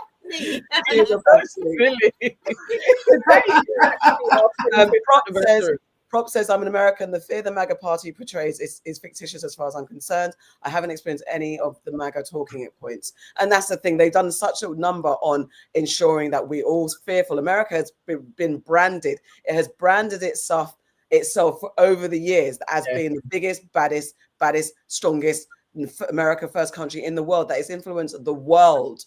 But it's the chip that, is crumbling. The facade is slipping. No more Wizard of Oz. It's the guy behind a little mini guy with a little dick and short man syndrome, all the syndromes. And South Africa's part of BRICS. South Africa. That's the BRICS. The final one. It is very interesting what's going to happen in the next few years. Like, historically in the 100-year cycles, this is one of the years that they say there should be a big revolution. So maybe that is the acceleration that you speak of, Farrah, like that it's all happening very fast to a crescendo, and then we have something take place, like a big something take place, something seismic. It feels like that could happen at this point, especially with like ICE and everything else. It feels like there could be a big revolution that sweeps across the world, and then the new world order comes in. But this is what it is, because when the masses rebel and unite, the ruling class get scared and they start unleashing their unhinged war. That's what they do. They just act unhinged. And then whilst this is all going on around the world, can Trump focus on what's going on in his own backyard? We have what's going on in America, the ICE raids. Nice. Basically, right at the moment, riot police and protesters are clashing after LA immigration raids. I don't know if you guys have seen the video footage. People, they're just going nuts. And I don't actually understand this focus on immigrant, this real focus. And I'm not American. I know in the run up to the election, and everyone was leaning on immigration and stuff like that. There were shows, even when I was thinking about the Breakfast Club and the times I was watching that, Charlamagne was saying there is a problem with immigration. It is causing problem, and it has a disproportionate effect on the working class communities, because that's obviously where they come in to kind of hide, lay low, and then do any kind of job. So it did have an impact. However, the inhumane and disorganized and unstrategized way that their ICE and immigration the system is broken, that's also not good enough. So there's two lanes of thinking. But now, as a result of that heavy-handed raiding, they're not being discerning. We're now getting riots, and this is, I don't know where this is going to end up. So let's have a look. Well, I don't know. Go on. What are you going to say? No, I was going to say, I don't know if they were rioting. Police, they were protesting outside of a place where people were being held illegally. Depending on who you look at. And then riot police came and started to tear gas them and pelt them with rubber bullets. Yeah. So it's everything you just said. It's about the way that this is being handled. Okay, immigration is a problem. No one is saying that it isn't a problem, but people still have human rights, and they're not being treated so. And also, in addition to this, they are clapping people off the streets who are actually legal. Right. Exactly. They're doing it in mosques, and then there is a woman who is now saying that the people that are mosques, we need to protect their identities. Why? You don't even know who. Go on, sorry. No, I'm saying I have a relative in America, and she has given her daughter's American, but it's like, you have to carry this with you have to carry that with you, just in case you get dragged off of the street and so forth. Like, it's that kind of fear of parents now having to educate their children who are 19, 20, 21, 22 of what to do if an ICE agent comes, because you look like you may not be American. They dragged a tourist off the street in New York the other day, and they were with their kid. They dragged them. They're just a tourist. So it's exactly like you said. It's like what their perception is of someone who is an illegal. And because these people that are clapping people off the streets are basically bounty hunters, or, people who don't actually have any real understanding of the system, the way that they're approaching it is just inhumane. It's disgusting. You know what you've just reminded me of? In slavery, that's what they used to do. Yeah. Exactly. Exactly. Let's play the news story, then we'll come back to it. In a predominantly Hispanic district of the Californian city. It comes after a second day of clashes between residents of Paramount and border immigration officers trying to implement President Trump's policy to deport unauthorized migrants. Now, federal ICE agents used tear gas, flashbangs and batons to disperse the protesters. The White House border policy chief has gone to Los Angeles to personally supervise the operation, during which more than 40 migrants were arrested on Saturday. He warned that there would be zero tolerance of any violence or damage to private property. The mayor of Los Angeles, Karen Bass, said ICE was sowing terror in America's second largest city. While announcing the order deploying the National Guard, the White House said the administration has a zero-tolerance policy for criminal behaviour and violence, especially when that violence is aimed at law enforcement officers trying to do their jobs. These criminals will be arrested and swiftly brought to justice. The Commander-in-Chief will ensure the laws of the United States are executed fully and completely. Well, I want to show you some of the latest pictures from Los Angeles, and they come in the last hour. They show law enforcement officers wearing protective equipment, including helmets, coming out of the Federal Detention Center. Now, several of them fire tear gas towards the protesters. And it also appears that some form of explosive stun projectiles, which are often described as flashbangs, are thrown. Now, this came after the LAPD issued dispersal orders in some parts of the city. They had said that the use of less lethal munitions had been authorized, saying they can cause pain and discomfort. Well, the protesters then did seem to pull back, and then law enforcement officers formed a line and they walked down the centre of the road. You can still see those bangs going off, clearing the area. They were trying to establish a cordon. More tear gas and bang projectiles were thrown. Now, officers say multiple people have been detained for failing to disperse after multiple warnings. Well, in the last half an hour, President Trump has posted on his Truth Social platform. Let me read to you what he said. He said, "Great job by the National Guard in Los Angeles. After 2 days of violence, clashes and unrest, we have an incompetent governor and mayor who were, as usual, just look at how they handled the fires, and now they're very slow permitting disaster. Federal permitting is complete, unable to handle the task." He goes on to say these radical left protests by instigators and often paid troublemakers will not be tolerated. He also says, from now on, masks will not be allowed to be worn at protests. What do these people have to hide and why, he says. Again, thank you to the National Guard for a job well done. Well, we at the moment can't yet verify whether the National Guard have actually deployed to LA. But earlier, one of the protesters described why they had come out onto the streets. Purpose was to peacefully tell them to not take our people. We overheard, it's been shared, that ICE had came to our towns. We're just here living, working. They stopped at Home Depot where they know that people are undocumented. So us as a community have came here to try to make peace so that they don't make families separate one another. And what did they do? They just started to attack us. We were peaceful, and all of a sudden, they started throwing bombs at us. I know a lot of us just unified together on the other side to not let the bus that was coming in with all the police. And then instead of them peacefully telling us to back up, they just started pepper spraying us. There's a lot of women out there that have pepper spray. Well, let's put the area where this is happening into a little context for you. Now, Los Angeles, of course, is a huge sprawling city with many different districts, with some of them predominantly populated by particular communities. Now, the Paramount district is about 15 miles inland from the Pacific Ocean and its beaches, and even further from areas like downtown LA, Santa Monica and Beverly Hills. It is a predominantly Latino district, and despite the name, Hollywood's Paramount Studios are located more than 20 miles away. Well, our reporter in Los Angeles is Reagan Morris. She brought us this update.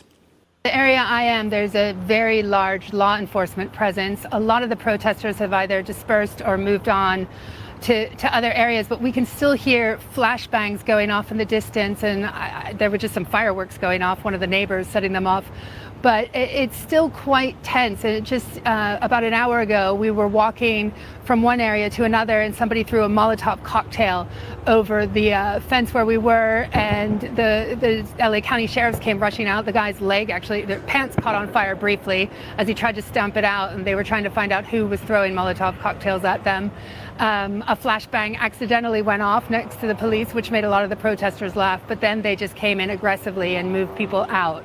But we can hear it's still going on, and it moves around, and we're near an area where earlier today, a few hours ago, there was a very large presence of ICE agents, Immigration and Customs Enforcement, in unmarked cars. And we've been told by some locals that there are factories around here where some migrants are still locked inside, afraid to come out. And that's something we've heard not just over the last few days in LA County, but over the last few months, that a lot of immigrants who do not have legal documents to live here are living in fear, very real fear of being deported.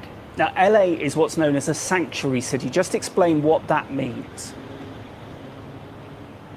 Well, it's not just LA. Most of California is a sanctuary, and it means that local law enforcement are not meant to cooperate with federal immigration officials. So if an undocumented immigrant, illegal immigrant, was arrested for shoplifting, when they get out of jail, the local authorities are not meant to tell Immigration and Customs Enforcement that, hey, this guy, you can pick him up and deport him, whereas that would happen in most places in Texas. So a lot of lines are being crossed the last few days, though, at least the perception of it, as people see local law enforcement fanned out on the streets after they were called in to help Immigration and Customs federal officials to protect them. But locally, a lot of people just think they blend it into one and see it as cooperation and targeting the immigrant community. How do you think President Trump ordering in the National Guard is likely to go down? We've already heard from Governor Newsom saying that it is inflammatory and will only escalate tensions. I think that is what the governor has said, and that's what a lot of the local leaders are saying, and people we've spoken to here today, that that would not be well received in a lot of neighborhoods, especially immigrant. This is where I am in Paramount. It's more than 80% Hispanic. It's a very big immigrant community, so it will probably not be very well received. We've heard from our partners at CBS that just in the last hour or so, that Governor Newsom and President Trump spoke on the phone for about 40 minutes. We don't know the contents of that phone call, but maybe something has changed throughout that. We don't know. And this, of course, is all because of President Trump's policy to deport unauthorized migrants. Yes, that is part of the policy, whereas California policy is more often to protect migrants, whether they have legal documents or not. California is the fourth biggest economy in the world, and a lot of the agriculture sectors in particular, there's a lot of migrants working in those jobs that don't necessarily have legal status in the United States and California, and the economy really relies on them. So they do try and protect law-abiding migrants without proper paper, many of whom pay taxes and go to work every day. Reagan Morris in Los Angeles. Well, one witness to the protest that has been going on there over the last few hours spoke to a local reporter at the scene about what they had seen. We were at a stoplight on the other side of Paramount, right? Over there in Alondra. When out of nowhere, in the stop, immigration agents, ICE, all that came, they came dressed up in all their military gear, and they stopped traffic. When they stopped traffic, we started noticing, and I told my girl, that's immigration right there. What they started doing was they went in front of a business, a negocio, and they started raiding it. They started bringing people out in vans. Once they started doing that, that's when everybody knew, what was going on. And everybody was there in the traffic jam. Everybody, right? You're stuck in your car, in your vehicle. When they saw us looking at them doing all that, that's when they started throwing tear gas. Everybody was still in their vehicles. As soon as one of the tear you said who was behind you? Behind us, there was a woman and her young daughter. She was around 13. I kept in touch with them, and as we speak, she's in the hospital because the tear gas bomb hit her right in the face. They were right behind us, taking notice that we're not there to protest. We were stuck at the light, right? But we're witnessing everything happening right in front of our eyes. The tear gas explodes, They come out crying out of their vehicle and they can't breathe. They're literally on the ground, right? I have the video, I have the footage, right? And so what do you and your girlfriend do at that point? We get off and we see everybody else getting off to record. Peacefully, we do not throw anything at them. We're not yelling at them. We're just recording what's going on because people deserve to know the truth. This is why you guys are here. This is because, you know, these things need to be documented. This is what they wanted. They wanted people to riot. They wanted the people to start fireworks. They wanted the people to start burning out. Why? Because this is the effect. So they can make us look bad. So they can make us seem that we're the ones causing this, that we started it. And we get the point of you, it. you know that's the truth of the matter. Yeah, You know what they do. They exacerbate a situation, and then they want people to come out so that they can do draconian acts on a population. Yes, that's what he's after. Mm-hmm. So in Trump's statement, he said that he doesn't understand. Masks will no longer be able to be worn by protesters, and what do they have to fear? Why are they covering their faces? I can say the same thing about ICE. Why is it ICE covering their faces? If they're law enforcement officers, why do they need to cover their faces? What's that about? People have said that there are reports that a lot of these ICE enforcement officers are January 6ers, so people that were participants in the insurrection, which I firmly believe. Because I also want to make a note that during the protests yesterday, one of the ICE vehicles ran over a protester, ran them over and drove away. Yeah. They also raided an elementary school during the elementary school graduation. So parents were there to see their kids, their babies, graduate from primary school, and they went and they raided them. There were teachers crying. They were babies, children, clinging on to their teachers, crying, not knowing if they're going to see their parents again. I mean, speaking on that, like they're saying, like there's loads of migrant children are facing immigration courts alone after the funding cut. Dozens of migrant children, some as young as 4, are appearing in New York immigration courts without legal representation following the Trump administration's termination of a federal contract funding child immigration attorneys. Advocates say the cuts are already leading to a rise in deportations of unaccompanied minors. Where are we at? And I just wanted to show this video. While you're talking about minors, he's also trying to change the age from, I think it's 18 to something ridiculous like 7. I can't remember what it was. He wants to change the age where someone can be represented. They don't need a parent. It's so bizarre. Like, why are we here? This is from a documentary. This is actually called Unaccompanied Alone in America. It's a 2018 documentary, but it's applying now as things are just going full circle.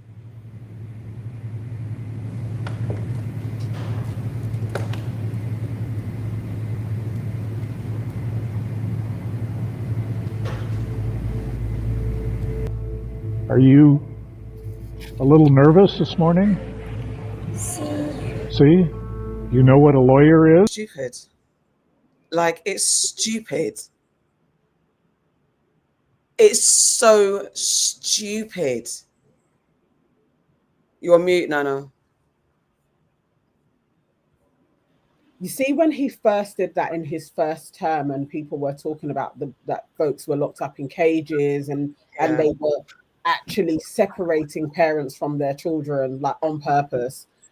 It reminded me of stories from Australia and New Zealand of what they used to do to people. Yeah. It just felt like, okay, you know, Biden, some folks say Biden went totally the other way, but then there's other things that he also was locking up people. Yeah. I think it's all a distraction when normal folks are focused on the illegal immigrants.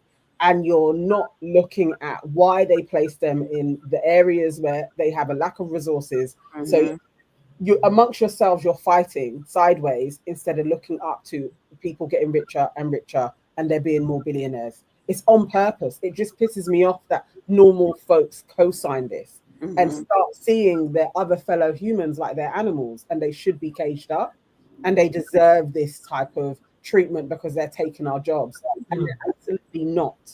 What's going to take your jobs is AI, but that's another thing. I feel like for me watching that, first of all, I felt it was very upsetting because I could see my children in that, especially like seeing the girl, the boy. So that was just there as a mother. But I think like we can talk about immigration all day and all night, right? But that is evil. Yeah, and that's all there is. You know, when you've got little children going into a courtroom by themselves who are meant to be doing phonics,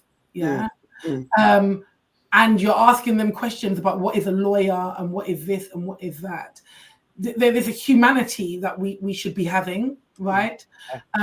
There is a separate debate about immigration and whether immigration is good, and that goes on across the world. Even in developed countries, developing countries have that conversation. But that, to me, I don't see immigration when I look at that. I see the processes and the procedures that they're using, right, as evil and wicked. And it just reminds me of, again, I'm going back to slavery. And the reason I keep going back to slavery is because, you know, whenever you look at a country, you must look at their history, right, of how they do a thing, right?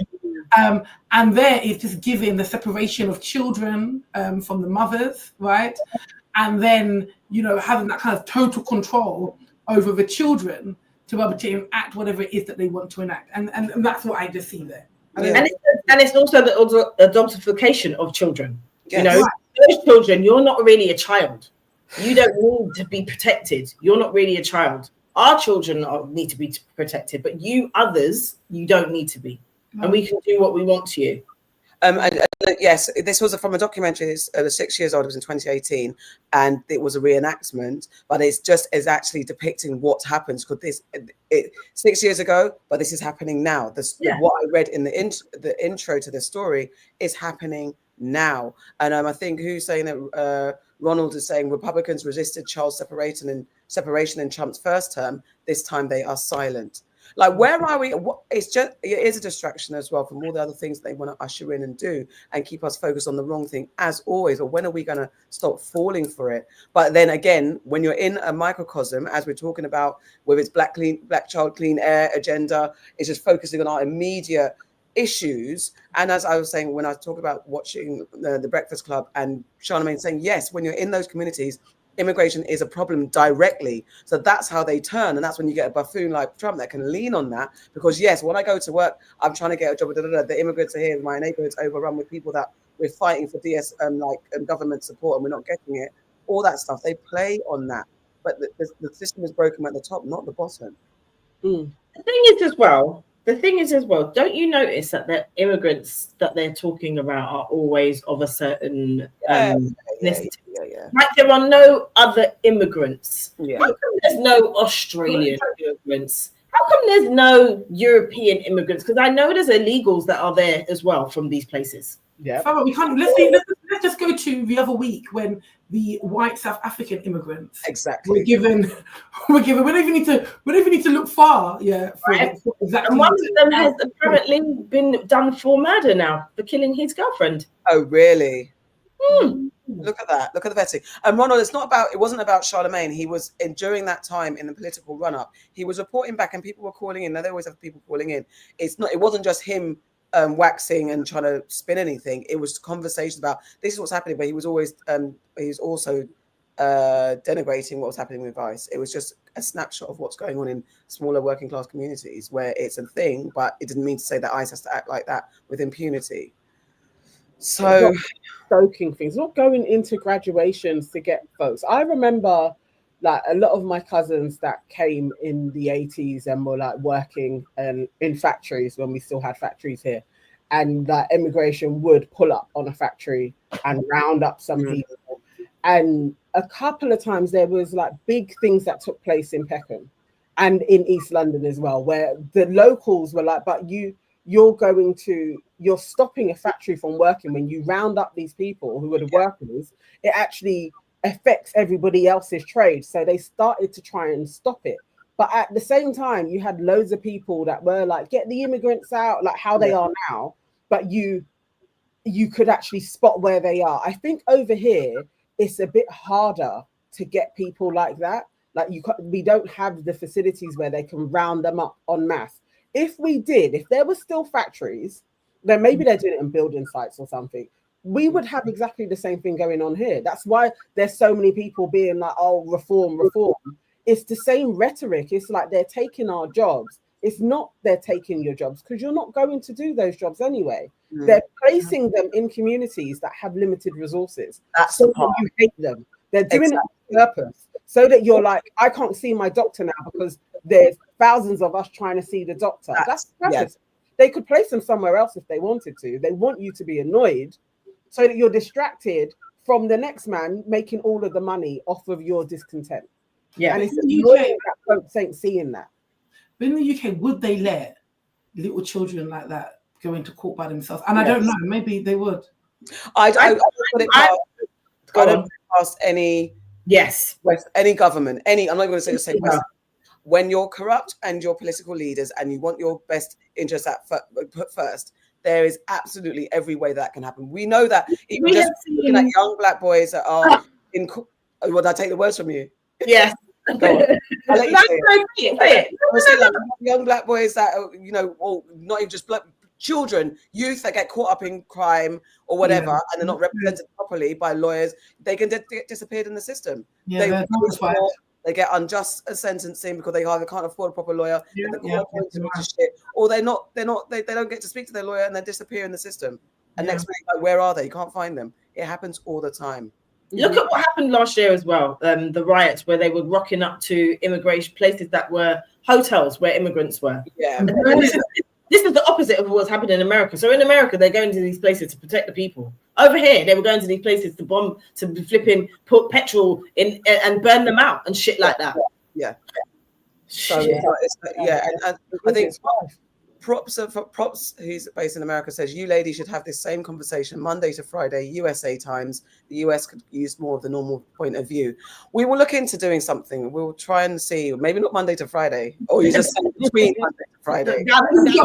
Maybe he's got a big sponsor where you can, like, you know, leave your deal. Actually, talk, Agnes, talk. You know, maybe we can do that. We're saying click the like button, share and subscribe, but also we like super chats because that helps us find a way to do more shows and stuff like that. So we'd be happy for your donations, please, honey. Sunday service time. Come on, collection plate is going around. It's going around because actually it's a real thing. We do want to have more of these conversations, and as you know, as we bridge the gap between what happens in the UK happens in America and vice versa. Yeah. So we are very closely linked in that respect, politically, and us as Black folks and brown folks.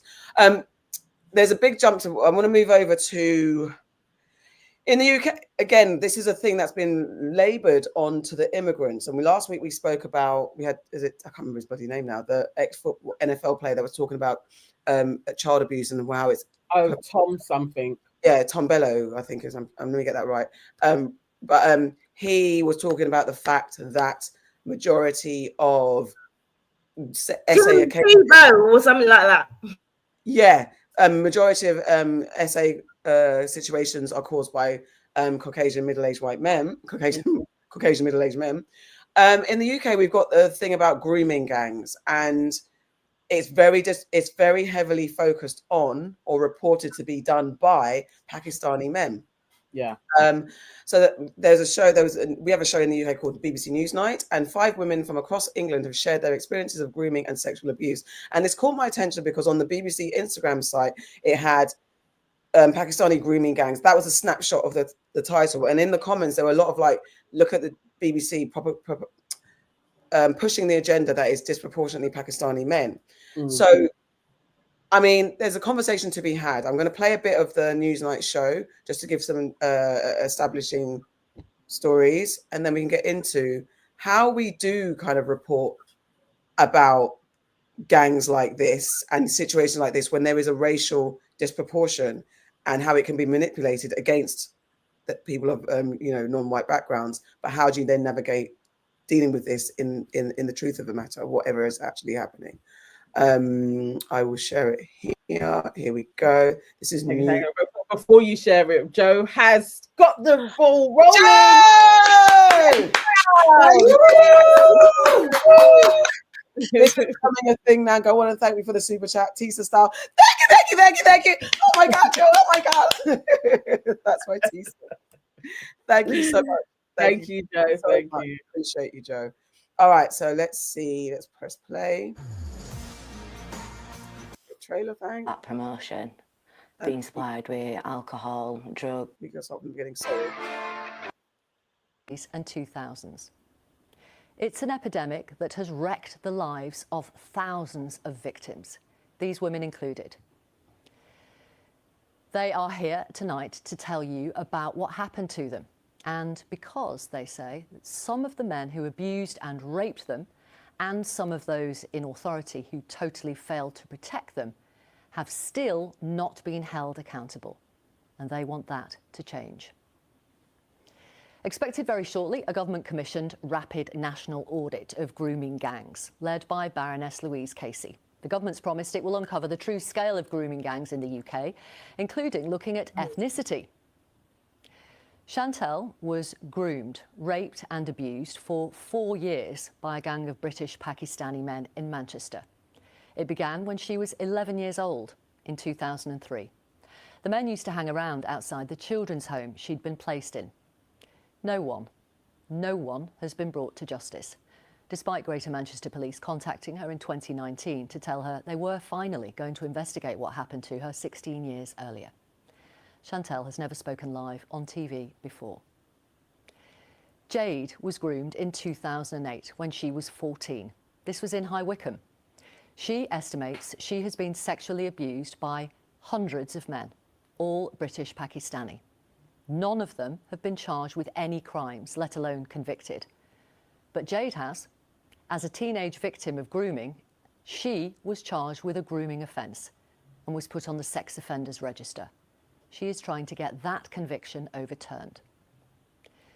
Fiona Goddard was 13 when she was first sexually assaulted and raped by predominantly British Pakistani men in Bradford. She was living in a children's home at the time. In 2019, 9 men were jailed for a total of 132 years. Fiona has given us permission to show their images to you. They were found guilty of 22 offences against her. 8 of the men were British Pakistani. 1 was mixed heritage.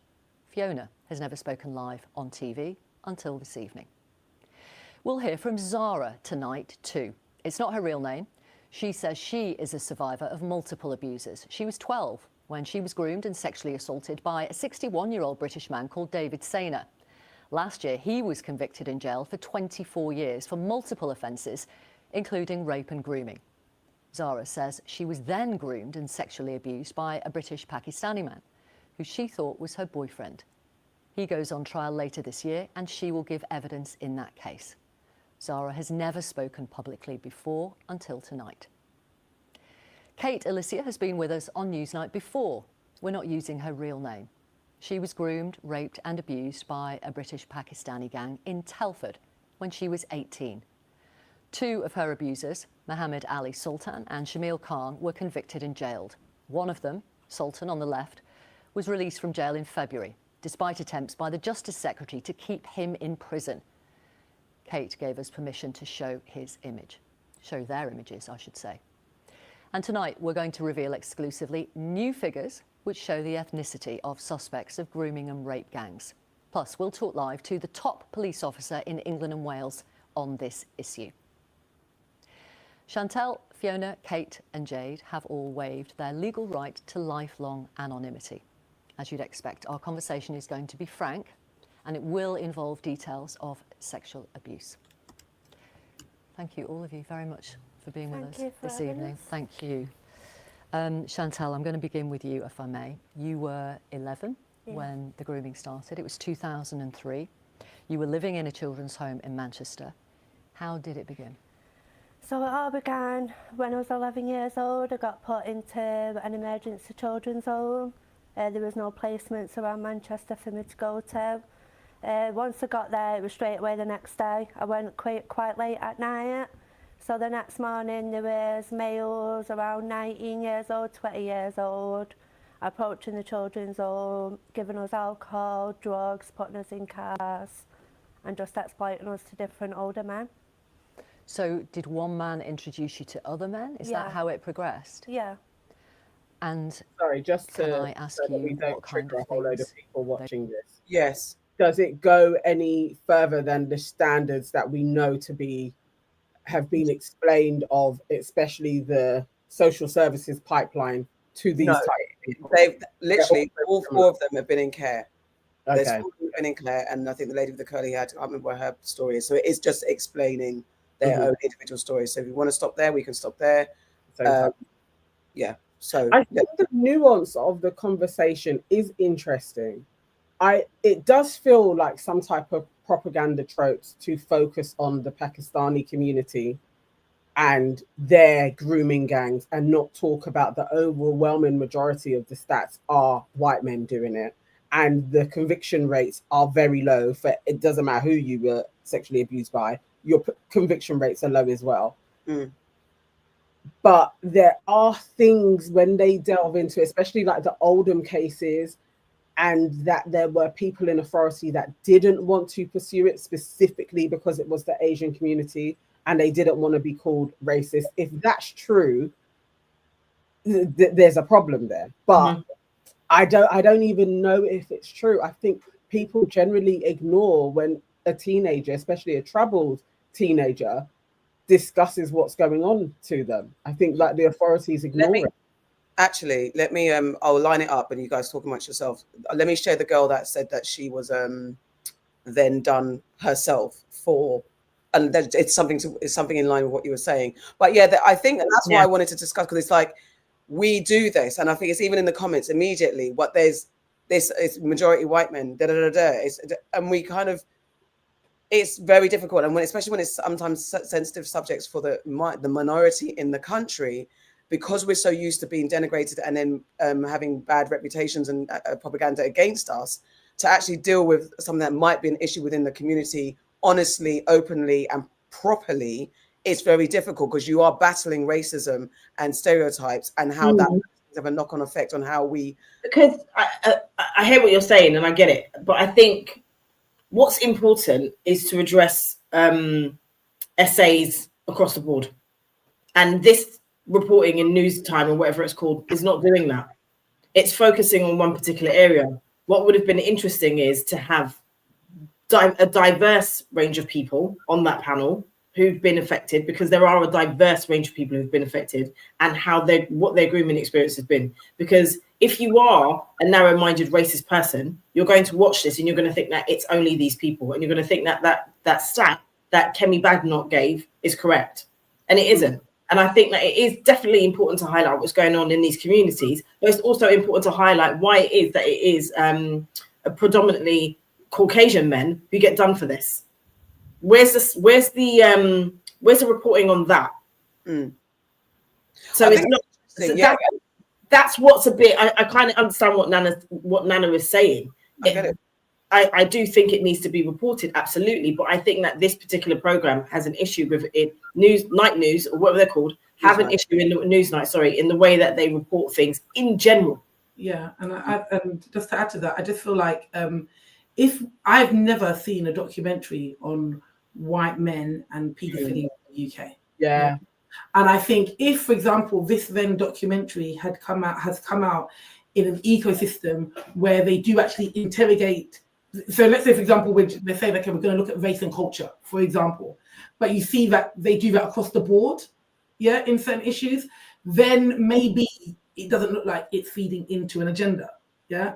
But when there is never a documentary on why is it, I think I was just looking down, it was saying something like 97% of like those that are in prison for paedophilia or so forth are white men, for example. Like, why has there never been a documentary on that, and then bringing in some of the victims, even if it's anonymous or so forth, so that we can interrogate those issues? So when in absence of that, that's what makes this look like a political agenda. And that's not negating these women's very real lived experiences of what they've been through. You know, they are victims. And I just want to really kind of say that any woman who's been through any part, irrespective of their race or background or so forth, you know, my heart goes out to them. Yes. From a political standpoint, it becomes politicized when there's no objective reporting at all when it comes to other demographics. Correct.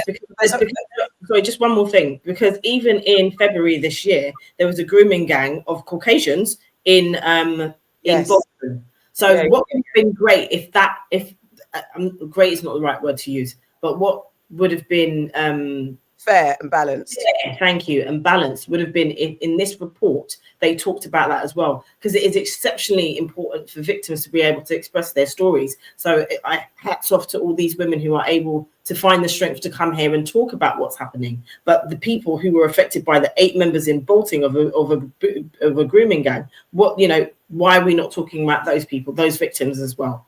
Just to give a bit of Let me just this what this girl went through. It's just about the system rather than her actual who groomed her, and then we'll come back to it because some of the people in the comments are saying similar and pushing back.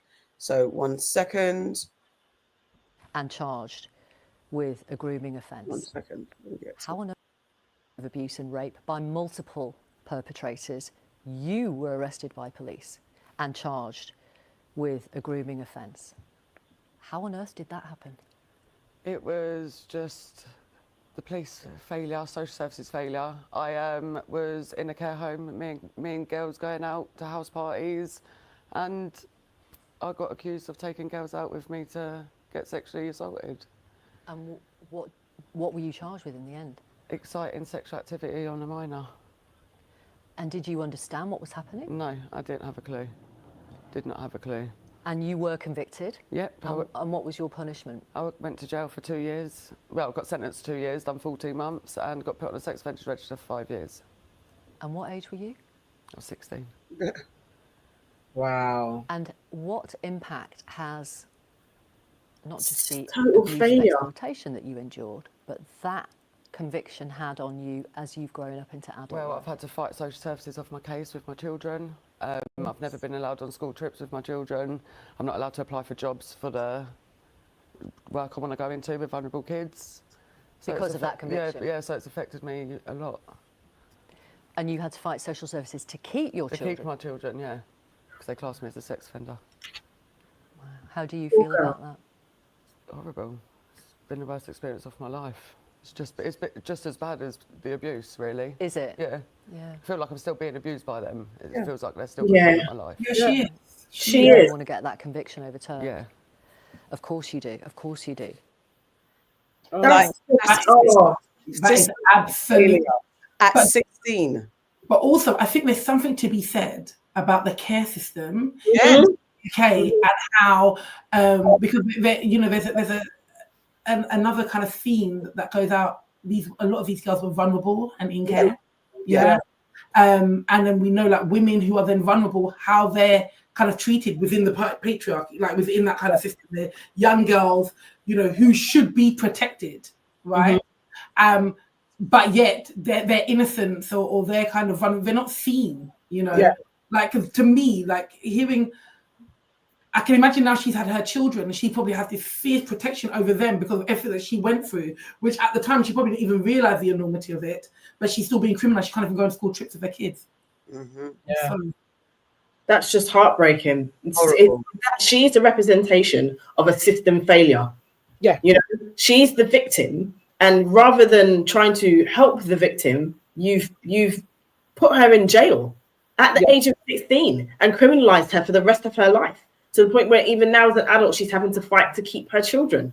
And the idea that her children may be taken away from her probably makes her even more horrified because of what she went through in the very same system.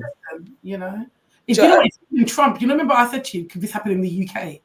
And now I'm not so sure because now I'm like imagining her as a 16-year-old, not really understanding the enormity, not really understanding that like this can affect her life, her jobs, her work, and here she is now as a grown woman. That's probably why she's even kind of given up the anonymity part, not because she wants to, but because she's realized that this is following her around and she's not able to be who she actually is called to be because of what happened when she was 16. Exactly. Joe said in response to your comments before we played the clip, but there is something to be said about why certain Asian men in the north of England target vulnerable young white girls. I think that's a conversation, and it's very difficult. But as Farrah said, there's fair and balanced reporting that shows should do. If they're going to talk about Pakistani grooming gangs, at least go into the Pakistani community, have a full rounded conversation and document, speak to community leaders and have it as a nuanced journey and exploration. Don't have, and it's visually a problem, a white woman host, 5 white women on the panel speaking about this without any kind of cultural commentary. And it's not about excusing or defense. It's about having fair reporting and speaking. You're speaking about them without understanding the nuances. Without them being in the room, because there are people, there are organizations who are led by Asian women, people in these communities who could come there and talk about it from their perspective and actually say it is a problem. This is happening. They didn't have anyone from that community. That's the problem. And I think then the point to say is that, is it Pakistani men or these men? Yeah, these men. We saw what happened in France to the oh my God, how can I forget her name? That hero. Right. We saw what happened in France. So is it the fact that these men are criminals and they prey on vulnerable women? Full stop. And that actually, do we have the data to know what Pakistani women have been impacted versus white British women? Is the data, it goes back into the reports and the kind of work that I was speaking about, and are their voices heard? You know, because as you said, there are groups out there that are about DV and about sexual violence and so forth for Muslim women, for Pakistani women and so forth. Like, and also for those women in those communities, will they be able to speak out? You know, what would happen to them if they did speak out in a certain way? Again, I'm saying this as question marks because I'm a Pakistani woman, just for anybody in the comments here, you know, but I'm just putting that out there to say, do we not know? Because if we're only seeing this side, then it looks like Pakistani men only do that to vulnerable white women. But it could be that these men who are criminals, I'm not even going to say Pakistani men or whatever, these criminal men prey on vulnerable women across the board who seem to be vulnerable. But the women from Pakistani women maybe don't have the same kind of agency or voice to speak up. Who knows? It says ethnicity. So I just want to say before you come in, ethnicity data shows British Pakistanis are overrepresented among suspects, but data quality is poor, and it speaks to what you said. Because they don't collect ethnicities like that with crimes, and I would think culturally, just living within their communities for a number of years now, you will see that the women don't talk, and the level of domestic violence just on my street alone is very high. So, but then there's you know that there are no follow-throughs, and it just feels like this is amplified because it fits into a kind of anti-immigration talking point, and they'll bring up grooming gangs. But there isn't all of the other bits to it, that the various levels of vulnerability that women find themselves in, and the attacks that come on, and the lack of care for them, and then the lack of justice. It's not just one part. It's not just the grooming gangs. It's that they have access to these vulnerable women. And that's no repercussions. Because these follows through. Yeah, because sorry, go ahead. Because these men that are committing these crimes for years and years and years, what do you think? What are they going back and being upstanding men in their community to their women and sisters and nieces and cousins? And what views do they have of womanhood? Yes. And all of those other different aspects that go into it. But are those girls, are they seen as worthy of being vulnerable? When we find out that these girls who have been through appalling abuse, does that make the police officers say, okay, if this is happening here, do we need to do a deeper look over here as well? Like, there's a lot of questions I have. KW said the reason why they don't collect ethnicity data is because it would show that white British men do this stuff the most. And that is literally what we spoke about last week. And it's a remixing. It is to stoke the flames of insecurity when it comes to voting times, because immigration is always on the agenda, always. And it becomes cyclical. They always bring the Pakistani grooming gangs. It becomes like the mythical kind of boogeyman in the room. Oh, look, the Pakistani grooming gangs, and not to undermine it and the seriousness of it, what it could be, but they always roll out. They have their tropes. The immigrants coming for your jobs. The Pakistani grooming gangs are coming for your precious white girls. Always. Yeah. It's a big boogeyman. Yeah, that they're at every corner. And a normal person is then being like, they are the boogeyman. And it's like, no, let's actually look at the system. Because before we had this headline, when people were talking about care, it was a whole load of carers that were having access to young people and Exactly. So you have that going on, but we're not talking about, oh, the foster carers are out here trying to get all the, it's not that. But they were out here getting your clergymen out here getting all of the kids. Like, there's all of these factions that are going on. Let's actually talk about how we are prosecuting and the follow-throughs of various forms of sexual abuse what's going on there? Why did they? That's the focus. Let's look at because I didn't watch the whole. I actually didn't watch the whole of the Newsnight thing, and I don't know if they even got into it. But it's very interesting that if you've got all these Pakistani gangs, let's just say that they're getting vulnerable children. Who is facilitating that from the care home system? Because let's look at. We know that there's abuse in care homes, whether it's elderly, the young, is rife to the alternatively abled.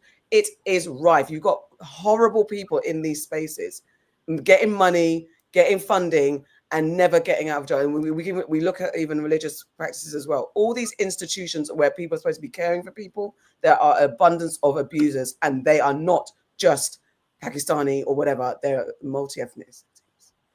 We have to pause and lighten the mood because we have had a couple of donations up in this place.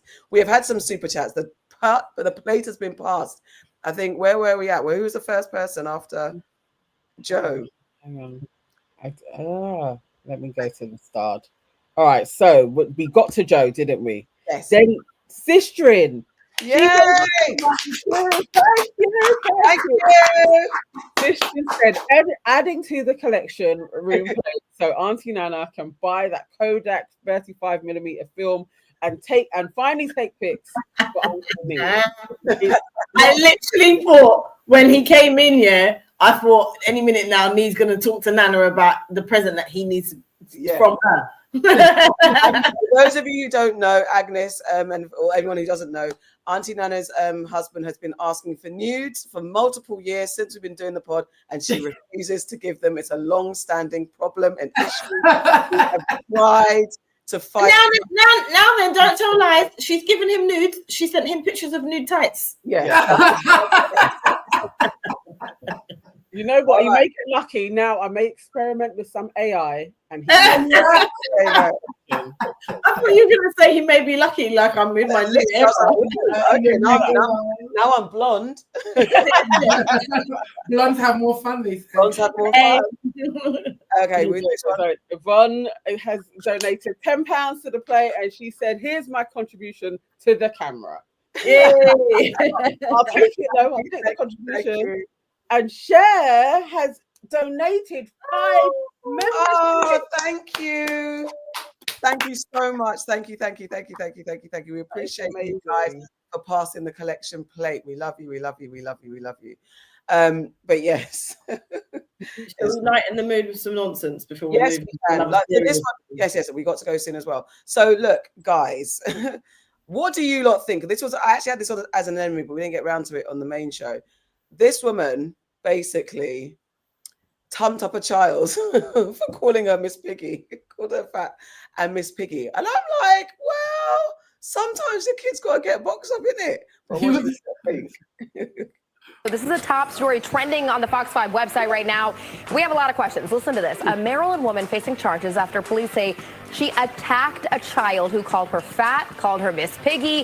This is all on a flight home from Disney World, the happiest place on earth. Apparently, the kid told her that she was too fat to sit in her seat. Jeez. All of this happened before the Allegiant Airlines flight left Sanford, Florida for Hagerstown. The woman is now out on bond. We don't know how old the kid is, but as we were saying, I mean, kids say the darndest things, right? Sometimes they have no concept of when they're calling somebody fat. And now if this is a preteen or a teen, I have a different line of thinking on this. It sounds like the script says child, although the kid's age was redacted. But to call her Miss Piggy, it's like being a kid coming to me saying, "Hey, chunky," you know what I mean? I'd be like, "Okay, I'm not would a you chunk." fight that kid show? I would not. I'd say, look, first of all, I'm not chunky, and I've been working out a lot and having protein. But even if I was, don't call me fat. So you just can never answer that way with violence. I mean, it's terrible. Big I think chunk. Miss Piggy is endearing. That's what my dad calls my mom. Is it? But not, she's a petite little woman, but Miss Piggy, just because of the love, the little romance between Kermit and Miss Piggy, and she's just so, don't, we actually have Miss Piggy stuffed animal. Do you? She has her, so. Well, this woman obviously was allegedly upset when the kid called her Miss Planes are Piggy. just a tense place to be. This kid had just been in Disney World, so, That makes characters sense. and people, the lines are a little blurred, so maybe not that. Well, Miss Piggy is not a Disney Every parent goes through it. The moment your kid can start saying words and regurgitating stuff, you go through what is appropriate, what's not, and then what is empathy, and it's a learning process. So, I mean, again, we don't know the context of it, but at the end of the day, I feel like a grown-up has to be a grown-up, and you have to take the higher road. Absolutely. And so if there was an assault or an attack or anything involved with that, then you got to take the high road. No. Do you have to take the high road? Yes, you fucking do. Yes, you fucking do. Like there's things that you can do. I'm not gonna hit nobody else's kid. I'm not even gonna hit my kid. Yeah. So like the idea of that is why I want to play with my kid, and then you hit them. I'm fighting you. But that's what I mean. Where's the parent? I'm getting tasered. I'm getting tasered because my reaction to you is going to be wild, right? But firstly, if a kid says that to me, I would just be like, well, anyway, I can lose weight. You can't fix your face. Like, do that. Dude, come back at them like in kid talk. That's what you do. You hit them like you would in the playground verbally. You don't actually need to hit them physically. It's a lot. Where was the parent in this? Because I'm being real. I know I've come here talking about all my research, but you hit my child in front of me. That's what I'm saying. It's over. I'm playing a video of BBC. Oh, remember that girl we had as a guest? She was arrested because you're gonna. What? I should just be sitting there watching you blinking as you tell my child on the plane. Come on. It's actually wild. I can't even imagine. I can't imagine the whole scenario.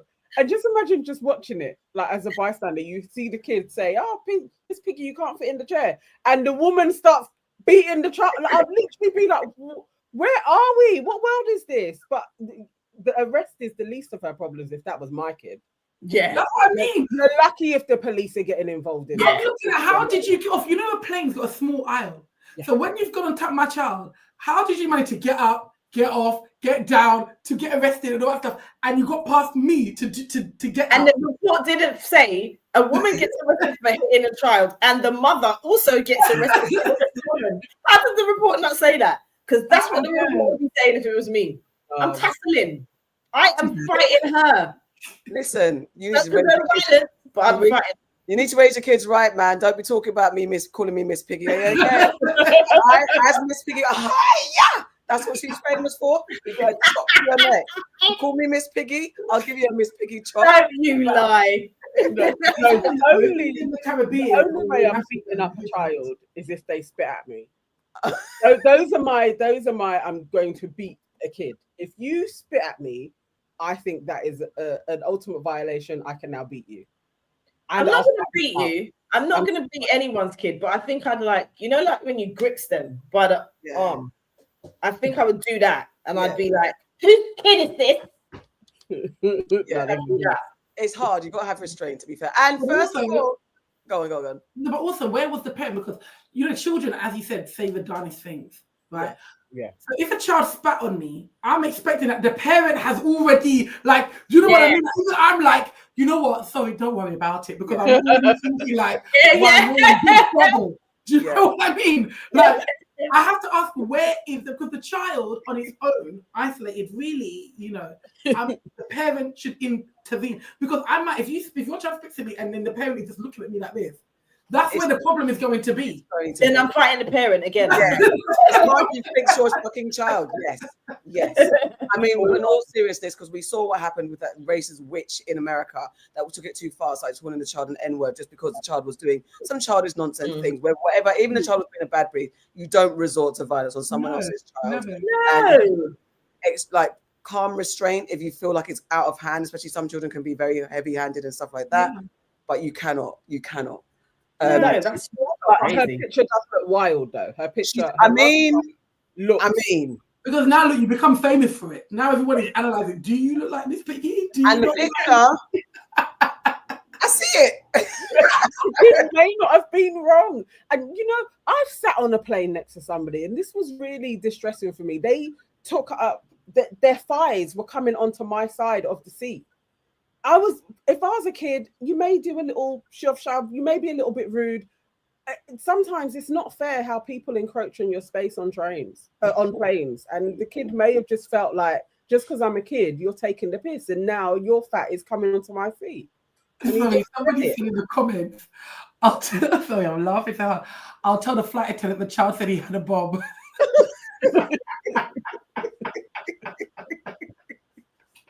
Well. And on that note, in the comments, Sasha P, thank you. Thank you, Sasha. Happy early birthday, Nana. Thank you for the show. Wowzers. That is a big Sasha. So much. Sasha's just out here spreading birthday joy, man. Oh, That's 2 weeks in a row. Thanks, Sasha. Thank you so much. Sasha's balling, bro. Like, take me shopping. Thank you so much. Thank you so much. So this story is actually 3 years old. This man, have you ever been so drunk you didn't know you were lost and you were helping everybody find yourself? But this is actually a 3-year-old story, but here we go. A man in Turkey who went missing joined the search party for himself, looking for himself for hours before he realized that they were looking for him. This story is amazing, and what's even more incredible is that this has happened before. Not to this guy, but this has happened before. So I'll show you that example or that story as well. First here from Vice News. According to local media reports, Beyhan Mutlu, a 50-year-old man from a rural region in Turkey, was out drinking with his friends when he wandered off into a nearby forest and didn't return. Worried about him, his friends then alerted authorities, who set up a search and rescue mission to find him. So just to show you here, this is the tweet from, I believe this is a Turkish outlet, but translation here. So the person, Mutlu, searched for himself for hours, assuming that the search efforts initiated for him were for someone else. The teams prepared a report about the search and left the missing person at his home. So I believe this is the guy here in the middle. There's the drunk man who was out looking for himself. A little more here. According to Turkish channel NTV, when news of the missing man got out, efforts to find him intensified in nearby neighborhoods, with a large group of volunteers joining the mission. The search party was calling out Mutlu's name for hours when suddenly a man from within the group spoke up and reportedly said, quote, "Who are we looking for? I am here." It is unclear how Mutlu found himself in his own search party or how his friends didn't realize that he was right under their nose the whole time. Police were able to safely escort Mutlu to his home. So this isn't the first time this has happened. It's happened in Iceland. So there was a lady that went missing during a tourist search out on a bus, a bus tour. I'm forgetting terms here. She was on a bus tour in Iceland, and they all went back to the bus. The tour guide counted the people on the bus, thought someone was missing. They went out and searched for her. He contacted the police. He waited an hour to see if she came. She never came. He contacted the police. They went out searching for her, and she was joining on the search herself, looking for herself. And she didn't realize that they were looking for her because she had apparently changed clothing. Oh. So before she went on the bus, I guess she changed clothes in a change room or a washroom. So the tour guide didn't realize that she was already on the bus because she was dressed differently. And they were looking for her for hours. I don't know how you don't hear your name during either of these or like any time earlier in this process, but it really is incredible that this has happened twice.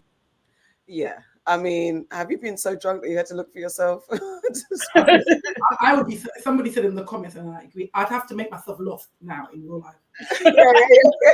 Yeah, definitely. When you when you hear them calling your name and you realize that it's you, I have to speak off. I roll down the mountain. Yeah, all of that. So then they find me. Yeah. It was so scary. I'm taking that to the one of those ones. Like, like Titanic at the end when she's like, "It's been 98 years." That would be me. 98 years ago. It was me. I've confessed. I'm to that point. I have another. This is not necessarily funny, but it's like, thank fuck. Go on. Go on. You're on mute still. It is 18 years since Madeleine went missing. Oh. Madeleine, I wasn't talking. I was just setting it up. The Madeleine McCann case have started a third day of searches. It is 18 years since Madeleine went missing in Praia da Luz in Portugal. German police who are investigating her disappearance have been allowed access to the land after receiving a tip-off. Well, our reporter Ellie Pitt is in Portugal for us. Ellie, what's the latest you have there? At the start of the week, we were told that the search site was going to be a large 50-hectare area of land that the German police were going to be looking at. But as time's gone on, it's become clear that the main focus of their efforts is actually just a handful of these derelict buildings that are basically just ruins. Some of them have walls, most of them have collapsed or no roofs. And so today we've seen those teams bring back ground radar tools to scan the earth and see what's beneath it before then bringing in, again, a JCB digger to excavate the earth there in those places that they're interested in. We're just a few miles away from where Madeleine McCann was last seen. She, of course, vanished while on a family holiday here on the Algarve 18 years ago.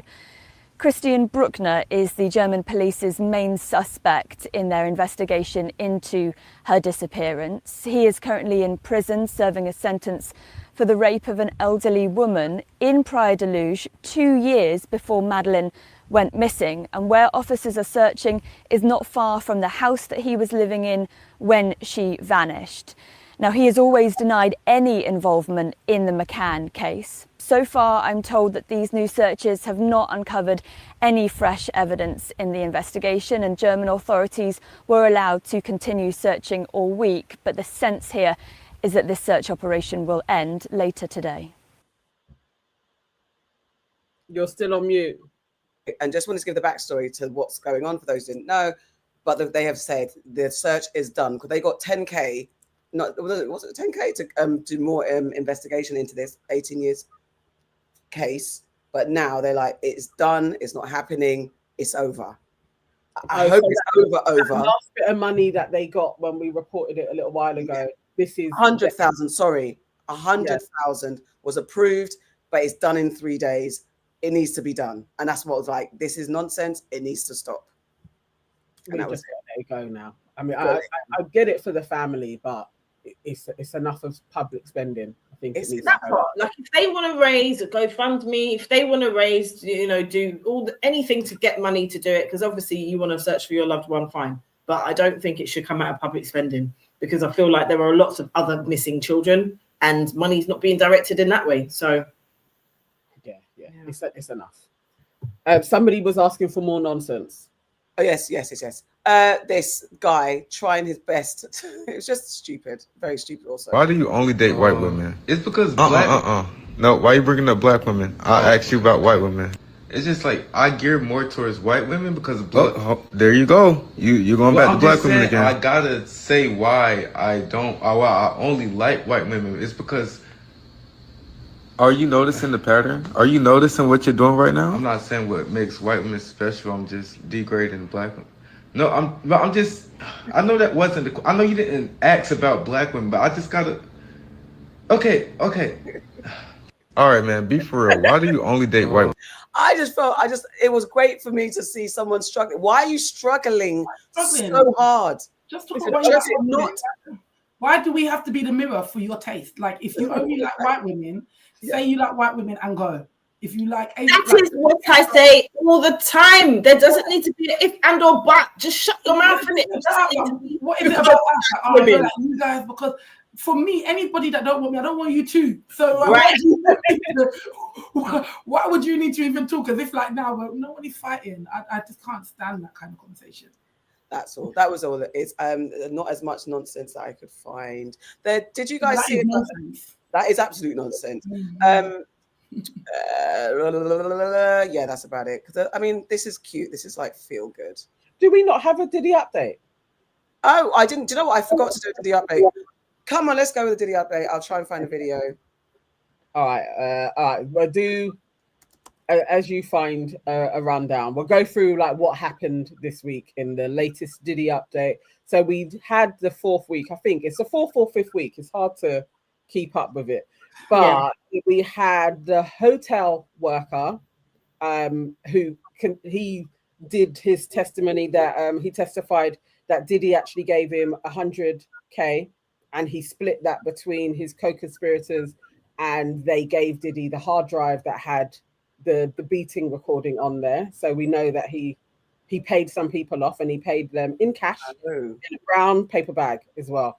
Jeez. The judge threatened to, if Diddy doesn't stop nodding at the jurors and kind of swaying their opinion and testifying through his head nods, he will take him out of the court. So he may not be able to sit in there any longer. Then we had Brianna, who is Cassie's friend, and she testified that Diddy hung her over a balcony sometime in September, but it didn't go too well for her in the end because she got the dates wrong. So they're trying to say that she lied. In effect, her and Cassie brought this up. And then we ended off with Jane, who people are speculating who she is. Jane, aka Joy. Yeah. Allegedly. She is attesting to having hotel nights with Diddy consistently for their 2 to 3 year relationship. At the same time, he seems to have been with Young Miami as well. And she got very jealous about that. But her testimony was heartbreaking in points, and she cried a lot while she was on the stand. But she has broken the internet. And they said that she didn't break up with Diddy. She was with him up until his arrest. Isn't that right? I guess she's still with Diddy. He's paying her rent. So yeah, that's still her man-ish. So just this Breakfast Club on Diddy being potentially kicked out of the Stryer, who said it? Someone said that they don't play. Dammy J says don't play Breakfast Club footage. They always do copy strike. Didn't know that. I do there. Thank you. I will share this one instead. This is more an account of the ex-girlfriend speaking. Frankly, sickening that we have heard so far. On the stand, once again, was the woman known only as Jane. And what she described wasn't just abuse. It was vile and graphic, and it was cruelty, emotional cruelty at the highest level. Jane said that she was forced into sex acts to the point of exhaustion. She described total submission to Diddy, a life built around pleasing a man that she said controlled everything, her body, her image, even her rent. She took us inside the so-called love contract, a $10,000 a month deal that she says kept her financially afloat but emotionally trapped.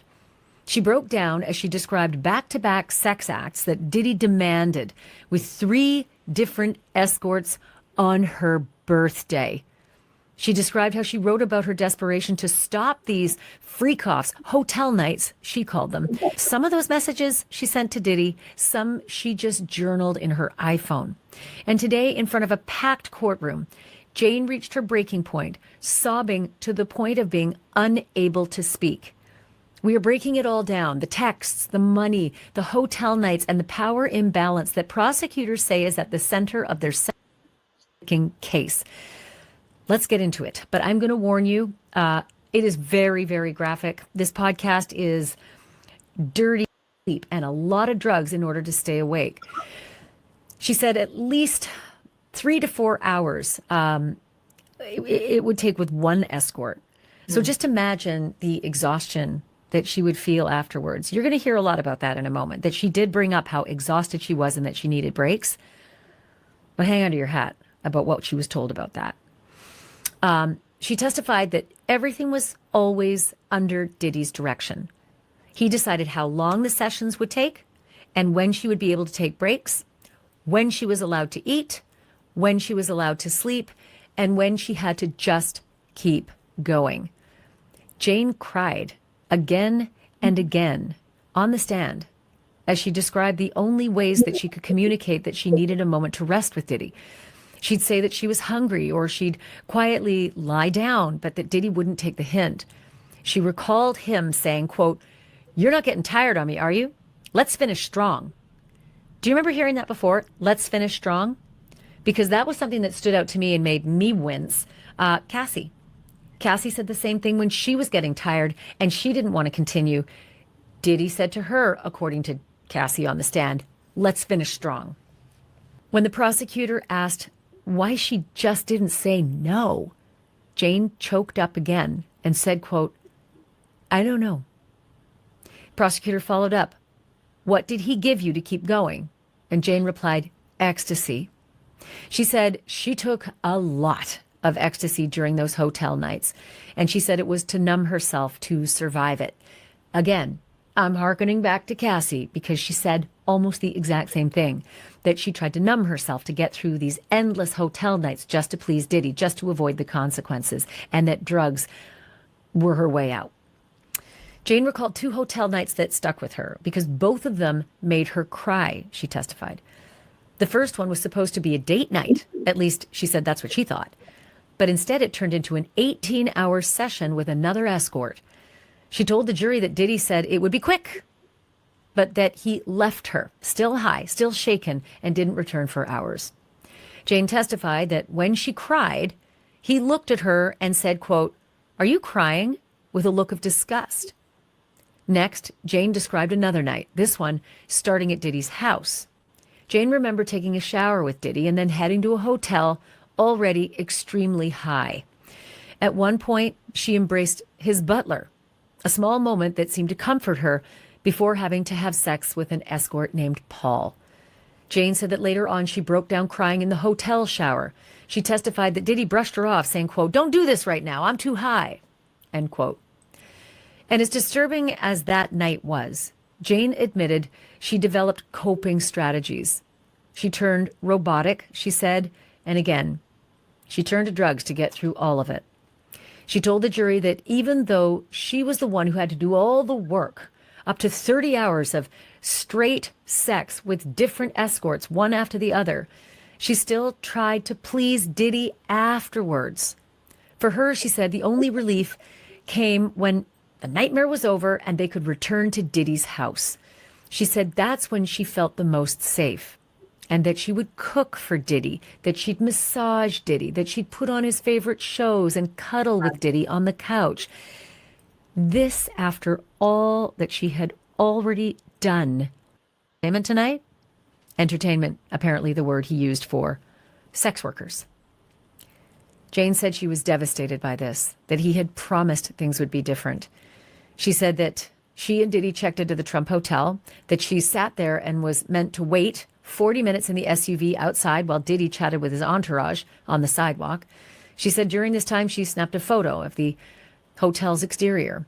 Jane told the jury that she could even see the red lights up there in the windows, a signal that the hotel night was being set up, probably by the staff. Inside, and when I say staff, let me break for a minute, because it wasn't the staff of the hotel. Typically, the testimony has indicated that it was the staff of Diddy, of Diddy's enterprise, right? Of Diddy's business, of Diddy's bad boy entertainment. Inside, she said that Diddy was defensive when she reminded him that she did not want to do this anymore. He told her that she didn't have to, but then he handed her ecstasy and said, "I have something coming." When Jane walked into the suite's living room, the escort was already there. She told the jury, quote, "I just wasn't into anything about this guy." Jane said she pulled Diddy into the bedroom to talk, to tell him that she couldn't do it, but that again, Diddy was agitated. When asked why she felt like she had to go through with it anyway, Jane's voice cracked. Quote, "That's a hard question to answer. I just wanted to make him happy," end quote. She told the jury that she had been saying the same thing again and again, over and over again to him since 2021, but it never seemed to register. And clearly, with him saying he didn't remember, maybe she was right. To prove it, the government read a text that she sent early in their relationship on November 22nd, 2021. In it, Jane described feeling jealous and sad after a trip with Diddy that turned into yet another hotel night. Jane said that what hurt her wasn't the encounter itself, it was watching him giving meaningful attention to another woman. The kind of connection that she said she was longing for, that she was just putting herself through these hotel nights, hoping to receive finally at the end of them. When asked why she felt jealous, knowing that Diddy had other women in his life, Jane's answer cut deep. She said, quote, "Because I felt mistreated. I came there to do a hotel night, and he was giving this other woman quality time that I needed and never got." That is, has these kinds of sexual predilections and is this, cruel and callous with women, and that's Peter Nygaard. I've done a whole 6-part podcast series. It's on the channel. we got the picture. It's just It's just getting to the point of when is it all going to end, and when is it going when is he going to get charged? What's happening? What's your kind of predictions, guys? If you're watching it and following it, what's going on? Just to go over what she actually testified for the last 2 days that she's been on. There's been a lot of people saying, okay, it just seems like Diddy is an absolutely shitty boyfriend, like the shittiest boyfriend of the year, who has lots of women, but they don't see how this involves trafficking. And I'm at a loss to understand how people can't see that there are various different levels of mind games and deprivation that he does to these women to get them to a place where they are so under his mind control. When he says, he hasn't even got to say too much, like, come here, we're going to spend time with each other. And he lies, and you get there and you know what's going to happen, and you follow through on that because you're already under the systematic oppression that I have to please him. That, listen, sex for an hour is a lot. Now, I can't imagine a 3 hour session constantly. 18 hours. 18 hours of constantly being pounded. And these ain't small men. Like they are sex entertainers. Like these guys have videos. They have big members, and at the end of it, you're putting Diddy to bed. You have to soothe him to sleep. No one can't tell me this isn't MK Ultra. When you read the files on what MK Ultra is, it's ecstasy. It is Molly. It is sleep deprivation. And then you have the person's voice constantly in your mind telling you what to do. So to a point, they don't have to say much to you anymore because they're in your head. Yeah, he's doing all of that. I want to know why more than anything. This can't just be his sexual fantasies. He's recording it wherever those recordings. This is bigger than Diddy, definitely. But he has to go to prison. There's no doubt in my mind. The guy has to go to prison. He's a menace to society. We got a little bit of like whataboutery, like they've had more energy, they got so much energy for Diddy, and they don't have energy for people like Trump and Abercrombie and Fitch guy and all that type of stuff. But yeah, I mean, we know this. We know there's disproportionate attention when it comes to people who are not white. We know this, but it doesn't excuse why they've got energy for Harvey Weinstein. That's what I was about to say. They've got energy for that, so they have got energy for people. And just because he's black doesn't mean that he should not be charged and arrested and tried for his depravity and what he's done to these victims. Yeah. I think in this case, like, you know, I can think of notorious white men that have gone down, which we've seen in recent years, and it just, in fact, I'm actually kind of, I don't want to say glad, but it's like oftentimes black women, and it kind of fits into what we were talking about with the with what's going up north and the Pakistani grooming gangs, unquote. Like, when it's happening to us, it's not seen, and so it's actually like, it's really important that it's not about like, oh, when it was this person and that happened. No, actually, these are, for the majority of it, these are actually black women, you know, who are at the crux of these issues, and it's like we said, it's mind games, it's depravity, it's giving pimp, you know. Like that's what it's given. I haven't personally, you know, I don't know why, but I find it very triggering. I've not followed the Diddy. I mean, I've followed it by force, but it's not something that I'm following. If that makes sense, right? So some things I may say, and it might be like, well, but this happened or that happened, and you know, I put my hands up. But what it's just giving is it's just giving like pimp vibes. You know, that's what it does. The pimp will make you feel like, you know, when that's your boyfriend, and you know, when you see the movies or you see documentaries, they will literally talk like that, like how they were kind of like groomed into it. And it's like, oh, just do this and just do that and just do this. And it's like what you said, and where those videos going, it might not be an exchange of money in the traditional pimping type of way, right? But where is that? It seems like there's definitely an exchange, and maybe it's above our pay bracket for us to understand what really is going on. There is an exchange, because what he's doing is he's paying their rent, he's holding their music hostage, he's doing all of, he's employing them, and he's blackballing them so they cannot work anywhere else. So there is an exchange. Like, I mean, They're not doing it willingly, should I say, but he is doing something to keep them in the situation that they're in. What I mean by that, when I say there must be an exchange, I mean to somebody else exterior or something. Yeah, absolutely. When she's saying like she would leave, he would put her there, and then he's going away. Like, Yeah. Why are you putting the woman there, and then you're not even in the room? You're not even in the room, and she can't leave. And you're doing that for other sex workers and other people, and then you're recording it. What is going on there? Because you're not, you can't even say that it's just your depravity or your kind of sexual inclination, or this is your, I'm just freaky and this is what I like. Because you're oftentimes doing that and you're not even participating. But like Nana said, where have these videos gone? That's what I mean. So it's above our pay grade. That's the thing. No, where the Diddy circle is vast and wide. Yeah, we now know the depravity of a lot of these high-profile men in America and across the world. We now know that, right? Where are these videos going? We know that people, like a man on the road, the paedophilia ring runs so deep, and people can have all these deprived images sent to them on their phones and online. Where are these videos going of these women? What is he doing with them? Who else has access to them? Is he selling them? What do we know? We don't fucking know. Yeah, because he's in it, like in terms of like he's enjoying himself in it, enjoying yes. Comments. So why does he need all these videos? Because where does he have the time to run his enterprise? Yeah, precisely. When he was saying, "I'll put your video out," Cassie's friend was like, well, "Let him put it out. You're in it." She said, "No, I'm in it. He's not in them. Yeah. He's not in them." It doesn't make sense for she's saying. Sometimes it could be weekly for her or every other week. That's one girl. In Little Rod's lawsuit, he named 3 different women that he said Diddy openly, when he's in the studio, is saying, I'm tricking these girls out. So it's like, how do you work, have all of your businesses, and you have these marathons going on, which cost money?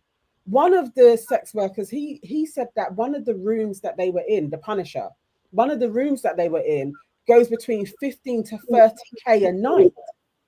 So you have these hotel stays that cost money. There has to be something. There's something, and this is my point. You have to be making money because you're spending so much.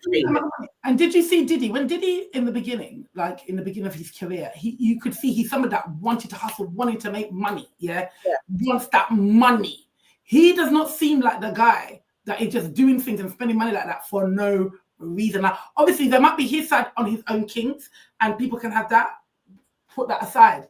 But in terms of like the scale of this part, scale and the production, he's from the hood, right?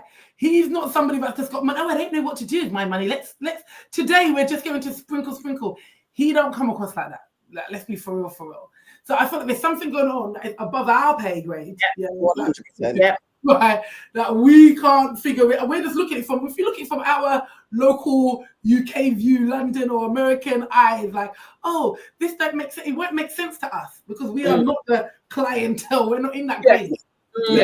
Yes. The people that are interested in watching, as she called it, Jane, debauchery nights, the hotel nights, there has to be an industry.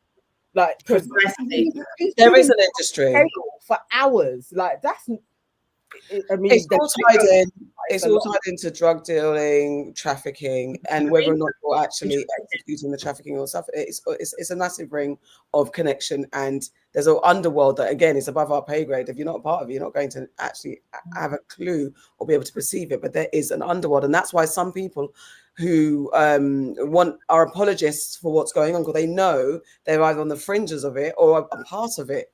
So and when you hear people saying free Diddy and all that type of stuff, and what about this and look at this way, and what's about them? Yes. It is infuriating to read it just as a woman and thinking.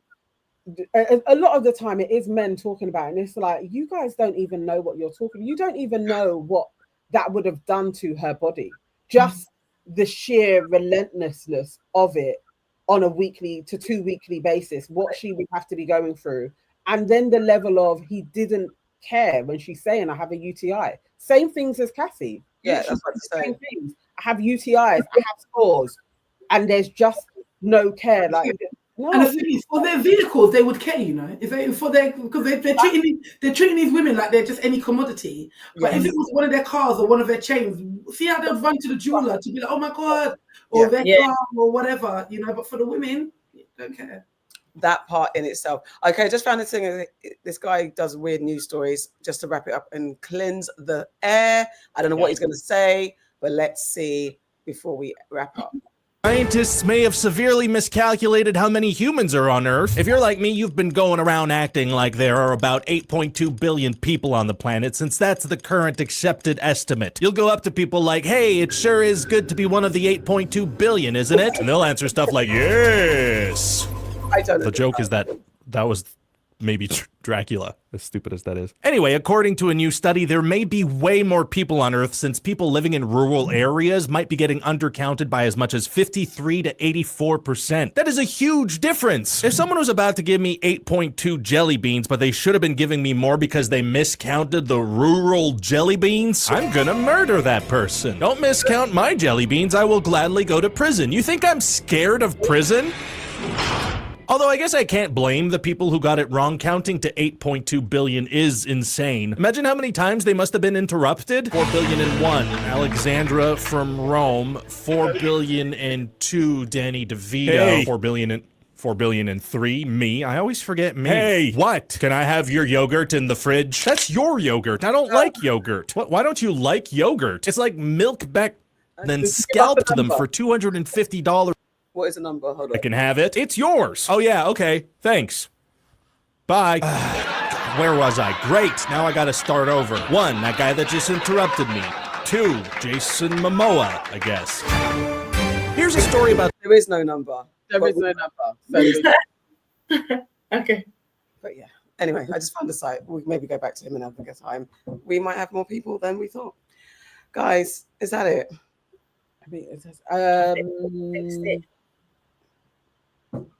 I think so. I think we've covered all of the majors. Yes. Guys, in the chat, did we cover all of the major news stories? I think that's it. And also, we must also go back to Agnes. Thank you so much for joining us. Tell us again about the Black Child Clean Air Conference. Great. So we're having our annual Black Child Clean Air Conference in the UK at the Houses of Parliament on the 12th of June. So that's this Thursday from 5:45. And you can head over to our website, www.globalcmh.org to register, or you can just put Black Child Clean Air on Eventbrite. I mean, you can, we'd love to see you there. I will definitely be there on my 45th birthday. Woo! Maybe you should take your nudes in Parliament. Now there's an idea. And yes, happy Pride, and yeah, we can do the AI babies next week. Thank you so much, Agnes. You've been a wonderful joy and great contribution as well. Great. Thank you so much. You've been amazing. Yeah, you gave us so much information. Yeah, it really means a lot, and we will keep on like highlighting those stories as well. Yeah, keep in touch with us, and thank you again to our contributors. Let's get them back up. Let's do the roll call. I've got them gathered somewhere. 1 second. Okay, so we'll go with our first one. Andrew became a new member. Welcome to the Andrew. And JOK became a member as well. Welcome. And then JOK said it off, giving us £2. Thank you so much. Thank you. Rianne, she came in as well with £5. Thank you, Rianne. Thank you. Joe gave us £10. Thank you, Joe. Fistering gave us $9.99. Thank you. Bon added to the plate as well with £10. Thank you. And then Cher gifted 5 wonderful people membership. Thank you. And then Sasha P topped it all off. Thank you so much. 99. Thank you. Thank you. Thank you, guys. Thank you so much. We appreciate you every week. We're back with a live show next Wednesday. Well, no, next week. We will have a normal show next week because we didn't have a normal episode go out this week. So we'll have a normal episode going out next week. And lots of thank yous to Agnes. Congratulations on your hard work, Agnes. Round of applause to Agnes from Will Smith. Stephen A. says, well done, Agnes. And Stephen A. said, really good to see air quality being brought up as a major issue to the development of children in urban areas. Big up, Agnes. Great show. Thanks, aunties. Thanks, Agnes. So Agnes has been the best. Thank you. Her organizations. Thanks also to the aunties for a great show. Thank you, guys. Have a wonderful, blessed Sunday. Enjoy the rest of your weekend, what's left of it. Get some good food, get some rest, go party, as we are going to in a minute. We're going out on the town, guys. We're going to be outside. Yeah. Bye.